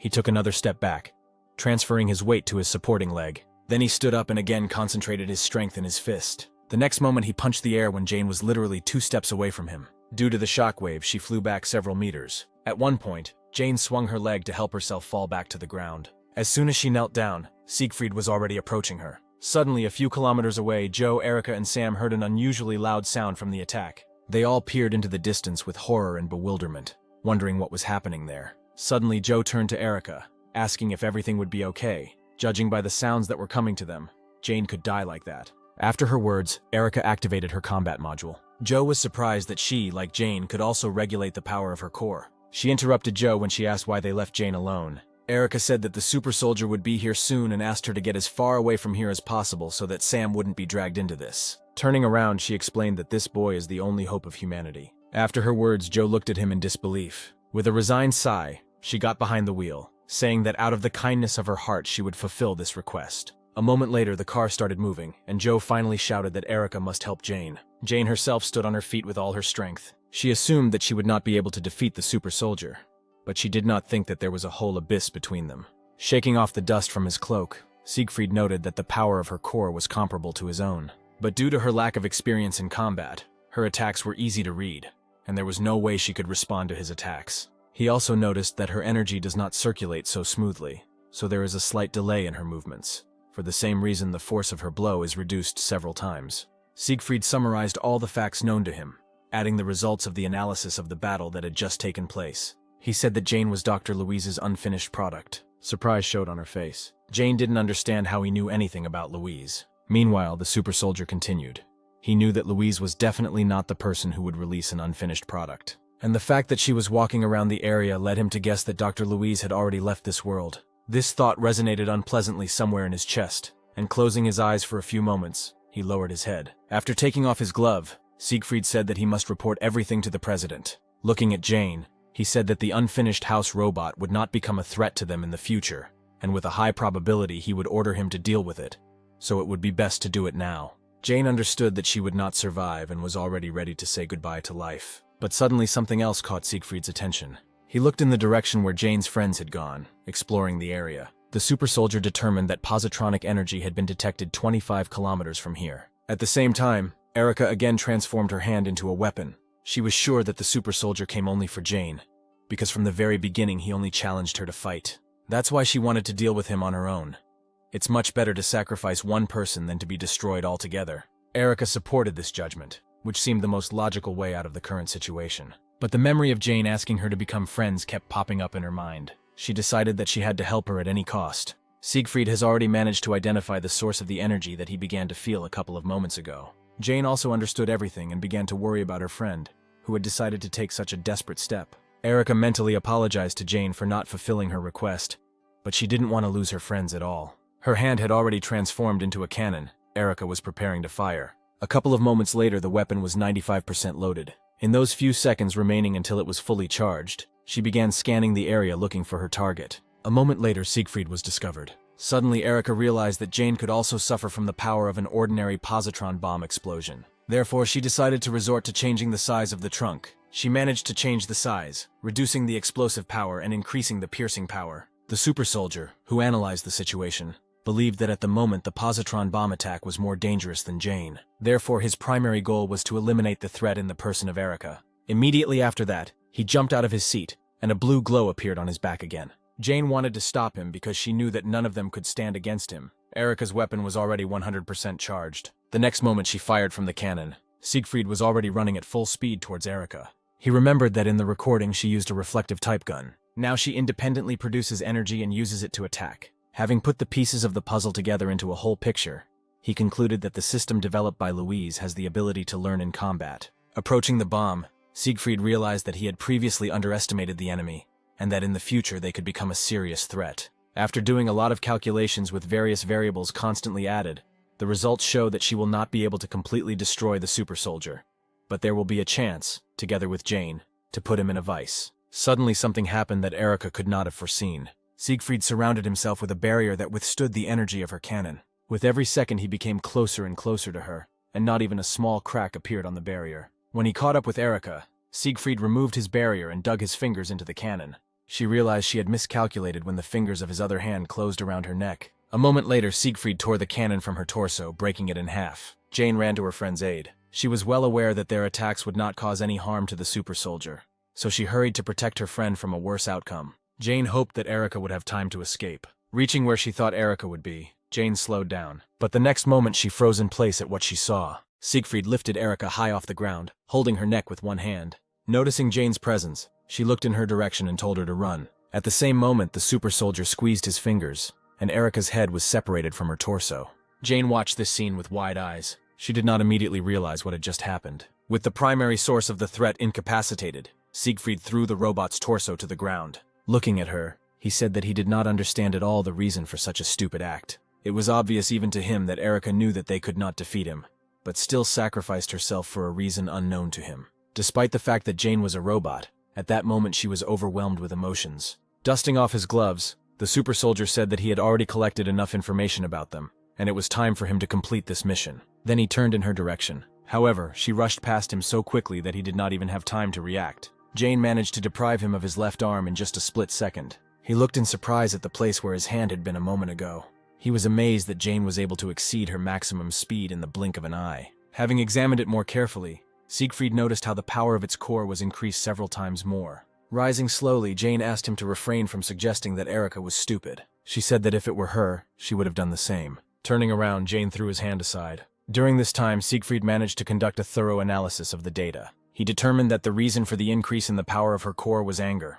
Siegfried could not understand the reason why Louise needed to create such a terrifying creature. Suddenly, Jane approached him and hit him in the chest area with all her might. Meanwhile, Joe and Sam grew further and further apart. Joe didn't understand at all how she got involved in this whole situation. She just wanted to go for a ride. In just a couple of hours, she managed to encounter several things that she did not understand. She was tormented by the question of why Jane and Erica could control the power of their cores. If they were reflashed, then this would require an Oscar-level security hack, which raised another question that haunted her. Who else besides her master could do something like that? In addition, there was a whole swarm of other questions in her head, both about Sam, who, for reasons unknown to her, is the hope of humanity, and also about the super soldier. Suddenly, Sam began to shout something and actively pull her by the hood. Because of these actions of the guy, Joe suddenly braked. After that, she turned to him, saying that when someone is driving, they should not be distracted from the road. But he didn't listen to her at all and, knocking on the car, pointed his finger to where they came from. Joe understood what exactly Sam was trying to tell her, and then asked him if he wanted them to go back. In response, the guy actively nodded his head. She liked his proposal and began to twist the steering wheel, turning the car around. After that, they rushed back at full speed. Joe was determined to find out all the details of the situation in which she found herself, no matter what the cost. Jane managed to inflict a serious attack on Siegfried. In a rage, she struck him blow after blow. During one of the next attacks, Siegfried's cap fell to the ground. He didn't resist as Jane took out her emotions on him. The super soldier noticed that the angrier she became, the stronger her blows became. It was quite obvious that Jane would not stop until she destroyed her offender, so he decided to counterattack. Dodging his attack, she spun around in the air and prepared to strike again. The next moment, she kicked her opponent with all her might. Siegfried did not have time to escape from under her blow. The next moment, he watched as his second arm was separated from his body. Jane landed on the ground opposite her opponent. Siegfried became convinced that the power of her power changed depending on her emotions, just like a person. The next moment, many chains began to appear from his body. It felt like they were coming straight from his core. Jane noticed that Siegfried's core energy had increased greatly. The system warned him that all the necessary conditions had been met, and restrictions on his core would be lifted. Watching the transformation of her opponent, Jane felt the danger emanating from him. A moment later, the transformation was complete and Siegfried's peaceful mode was disabled. Not even a fraction of a tenth of a second had passed before Jane was attacked. Her entire body was crushed into small pieces. The last thing she saw was Siegfried's cold eyes. Once Jay was taken down, his combat mode was disabled and automatic self-healing activated. Seconds later, his severed arms were restored. Taking a few steps forward, he picked up his cap. Shaking it off from the dust, Siegfried put it back on. Pulling on his gloves, he stopped at the body of the incapacitated Jane. Looking in front of him, the super soldier held his gaze at his defeated opponents. He replayed today's battle in his head and noted that these two robots had such traits as the ability to self-learn, self-sacrifice, friendship, and emotionality. Siegfried came to the realization that Linda was trying to create more humane robots. He felt a slight sadness at this thought, because he was also her creation. Suddenly he closed his eyes, throwing all unnecessary thoughts out of his head. Siegfried then approached Jane's body, but he didn't have time to do anything because he was suddenly called out. A moment later, a car stopped next to him. Activating her ability, Joe said that this is where he will meet his end. After smiling, she began to finger something at high speed. The super soldier only examined the new arrivals, not reacting in any way to Joe's words. Trying to get out of the car, Sam lost his balance and fell to the ground. Groaning painfully, he began to rub the bruise. Suddenly, behind Siegfried, the guy noticed the motionless bodies of Jane and Erica. His gaze filled with concern. Siegfried seemed surprised when he noticed Sam's unusual behavior. He carefully watched the guy as he ran towards Jane, trying to get at least some information about him. A moment later, Sam knelt down next to his robot and took her body in his arms and began to cry. The super soldier, unnoticed by the guy, approached them, intending to get rid of the infected. But suddenly he was shackled with chains, not allowing him to take a single step. Joe reminded herself by shouting that Siegfried should be more attentive to his opponents. Looking at her, he asked if she was a member of the hacker community. Joe nodded her head and smiling said that she had already taken control of his neural circuits. But as soon as Siegfried closed his eyes for one moment, the chains that bound him immediately disappeared. For Joe, this turned out to be a painful experience. Turning to her, he said that there was no one in the whole world who could bypass his security system. She just smiled wryly, rubbing her arm that ached in pain. The super soldier explained that every level of his system was protected by the Good Witch. Joe shouted that even in this case, he could not interfere with the reunion of Sam and his robot like that. She had already guessed that his mission was not to destroy them. Joe justified her assumption by the fact that when Erica aimed at him, he immediately stopped her. Also with Jane, they fought a fierce battle, but then he increased his strength and defeated her in just one movement. She said that if he didn't hold back, he could have defeated both of them instantly, but he was deliberately hiding her. Everyone knows that robots don't need to fight so ineffectively without any special reason. Based on this, Joe assumed that all this time Siegfried had been collecting data on Jane, who had transformed in a very strange way. Jumping out of the car, she said that most likely he was also tasked with destroying her after receiving the data. But fortunately for her, it did not seem at all like he intended to do this. She was sure that if this were not so, the super soldier would have destroyed her long ago instead of listening to her long speeches. Closing his eyes, he confirmed her guesses, adding that the president had added a few more conditions to him. After that, Siegfried turned to her, saying that his mission was completed and he could return back.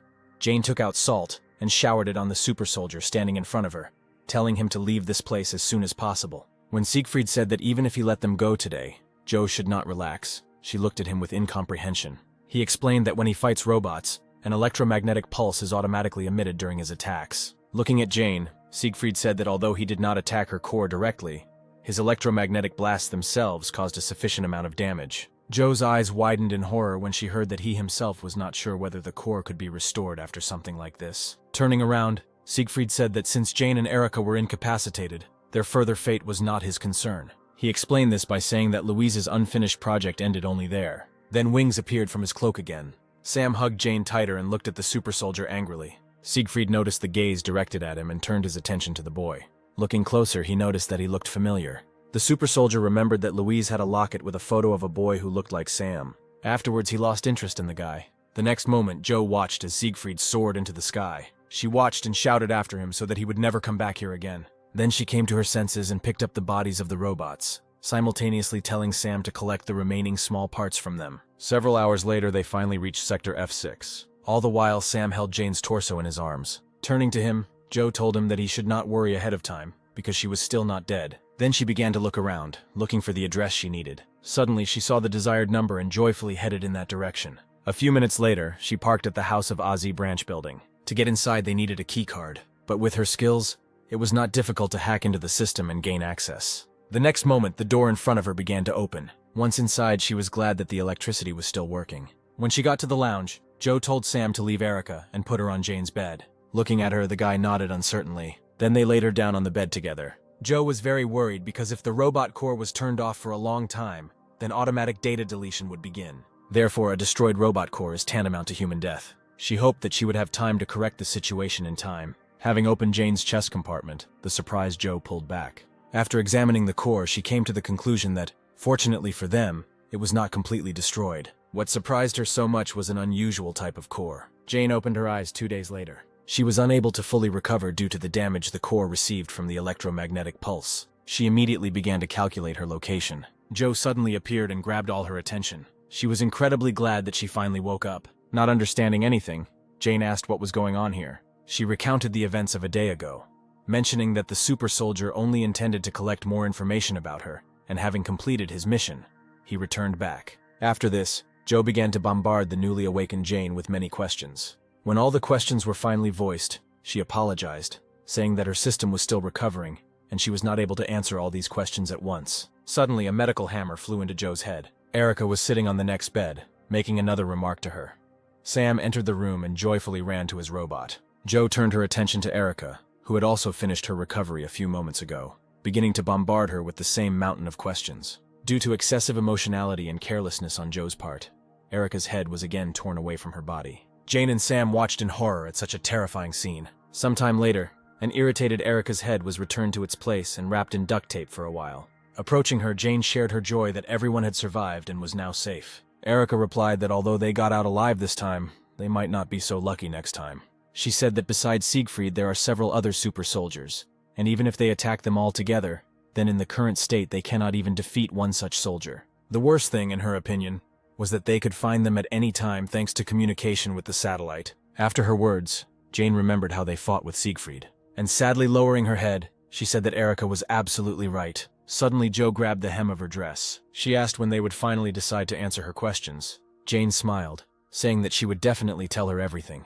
But there were too many questions, and it would be too ineffective to answer them one at a time. She decided that it would be better if she simply conveyed her memories to Joe and sat down next to her, asking if she was satisfied with this option. She was told that anything would do, as long as she could satisfy her curiosity. But Jane warned that her operating system had not yet fully recovered, and she would only be able to transfer data in 20 minutes. Erica interjected, asking if there was information that Joe should share in turn. She recalled that while on the road they raised the question that the president could be the one who caused the epidemic. She already had an assumption that all these days, while they were recovering, Joe was not sitting idle, but was looking for evidence of this theory. Smiling, she nodded, telling everyone to follow her. And a few minutes later they were walking down the long corridor of the research center, following Joe. Suddenly something behind the glass caught Sam's attention. He stopped and tried to say something, looking into the adjacent room through the glass.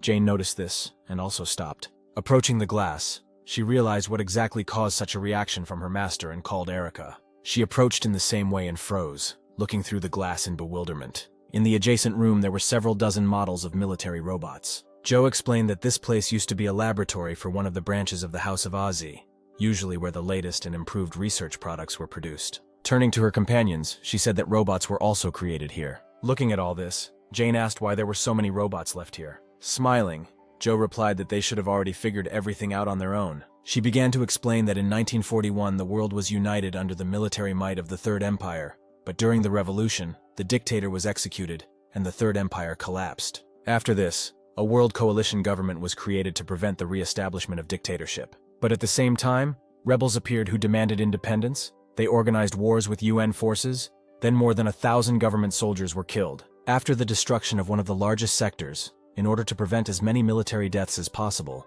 a project to create military robots was launched, and 2 years later it was presented to society. Joe said that the main reason robots exist is to fight in wars instead of humans. She then asked if they had ever heard of robots being involved in battles before the virus. Jane replied that even checking records from 12 years ago, nothing of the kind had happened, Joe confirmed, saying that the robots created were just failures that never saw action in battle, according to official documents. She explained that military-style robots have outdated bodies that consume fuel, unlike modern robots that get power from the energy they generate. But due to the presence of artificial intelligence, using them in a real battle would be too stupid, because one of the main laws prohibits robots from attacking people. Also, their neural network protection is too weak and can be easily hacked, making such a robot completely useless. But for some unknown reason, the president created more than 5 million copies of such a useless model. Erica suggested that in the process of troubleshooting their malfunctions, a catastrophe with a virus could have occurred, and their production was stopped. Joe replied that this option was possible. She then shared the results of her research, during which she scanned more than 300 robots she encountered on her way here. She learned that the production date showed that production had been completed for quite some time, but she could not find a system update log or anything else. Joe assumed it was because all these military robots for the president weren't a failure at all. Then she asked a tricky question. To fight against whom were military robots created that cannot even fight against humans? When Jane wanted to express her guess, Joe interrupted her, saying that so far it had been a pretty reasonable story. Approaching the door, she asked if they were ready to see the moment in which this story intersects with reality. The door to the room that contained all the answers opened terribly slowly, causing tension from waiting for so long. When the door finally opened, Joe pointed to an old computer in the middle of the room that had been used by researchers 12 years ago. That evening at the presidential palace, Siegfried gave the president a recording of his fight with Jane. Bishop was currently looking at the part where Siegfried suggested that this robot was one of Louise's unfinished works. The man peered carefully at the image. When he heard that Louise had already left this world, he closed his eyes, frowning. At this point, Bishop turned off the video, turning around in his chair. Siegfried said that he had another report. He reported that Jane's team was currently spotted in the old branch of the House of Ozzy in Sector F6. The super soldier clarified that this was a laboratory where secret military robots were being developed, and if they are not careful, the truth about the virus could be revealed. Bishop replied that he didn't care because the Venus project had already started anyway.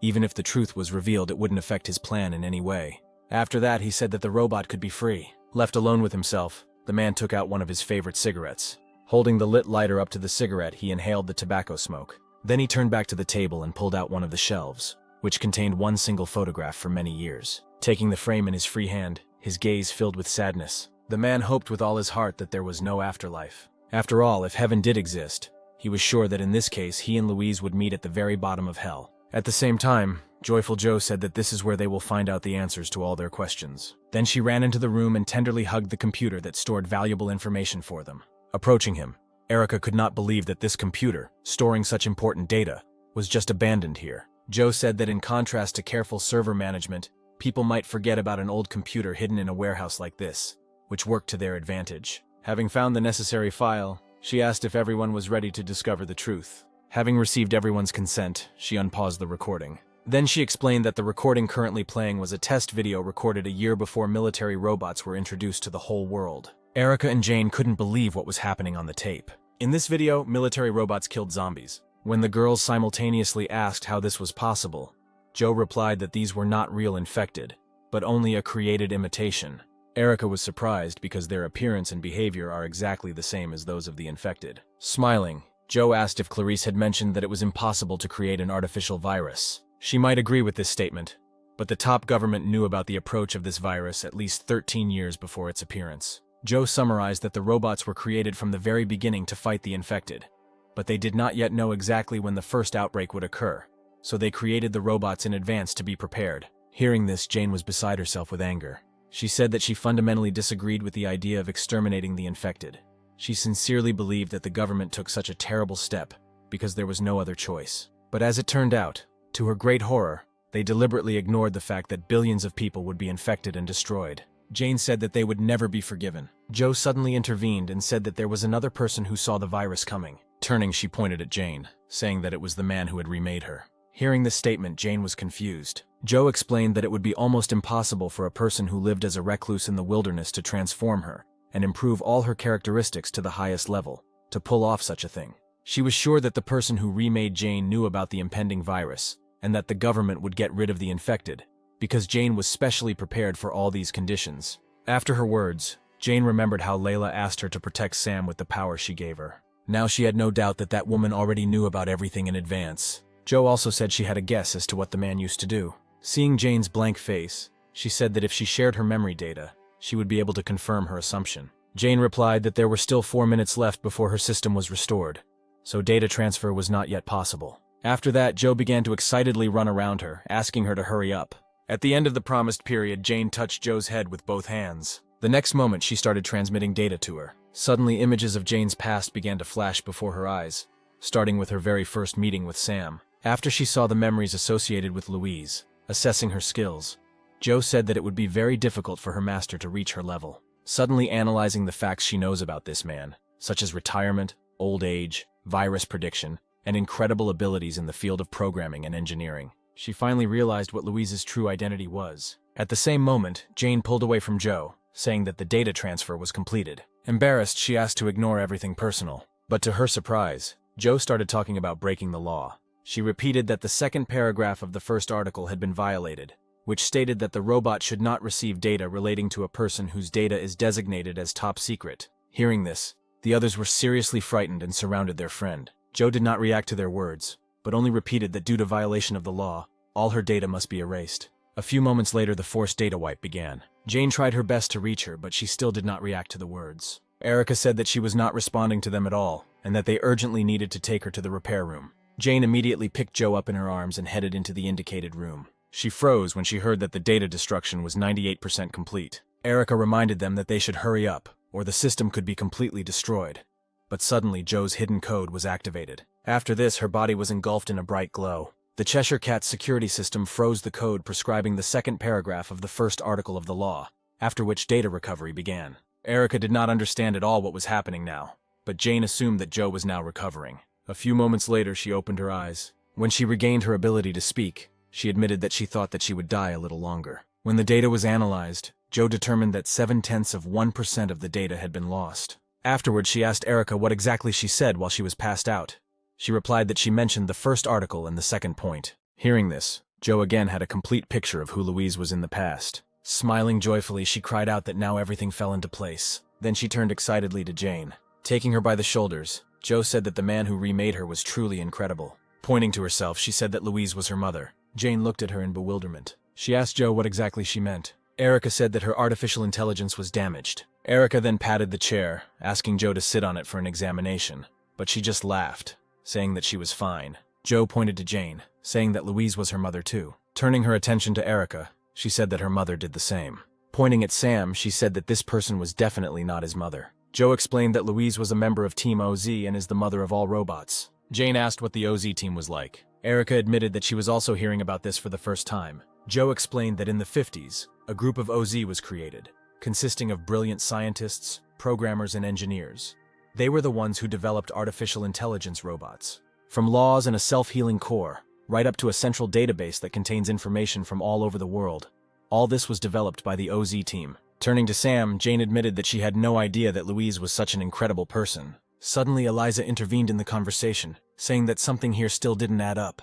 She said that robots were considered the best invention of the 20th century, and it was included in the Fourth Industrial Revolution. Those who made such an achievement should have been registered in the biographical dictionary. But Eliza couldn't find any articles about it, let alone a dictionary, so the story she was told couldn't be true. Sighing, Joe replied that all information about these people had been deliberately erased. It was made as if these people had never existed before, eliminating even the slightest mention of their names anywhere. She said that in 1958 they began to actively register citizens through the network. At the same time, they did not make any records about the birth of these people, their academic background, achievements, and everything else. Even all written records were destroyed, leaving not even a shred of information. Finally, in 1962, when the robots were launched, many journalists appeared looking for information about the developers. But the secret police denied and destroyed all the information. That is why a hidden rule was created, not announced by the government. Jane asked why these people were treated so unfairly, but Joe threw up her hands, saying that she did not know. But she said that thanks to Jane, they had a clue. Joe said at least one of the group members knew about the virus in advance. Suddenly, Erica had another question. She already realized that since the information was so well classified, and no one knew anything about the existence of these people, Erica wondered how Joe knew so much about all this. She replied that her owner was the child of one of the OZ team members. That is why the main goal of the Cheshire Cat was to find out why the information about the existence of her parents was so unfairly erased, and while searching for information, she came across various facts. Turning to Jane, Joe said that she was a custom model that her master had been looking for a very long time. She admitted that she thought that their paths would quickly diverge, but now Joe is sure that she will remain by her side until she reveals all the secrets. Jane, smiling, replied that she would be all for it. Afterwards, Joe patted Sam on the head, saying that they would not part with him anytime soon.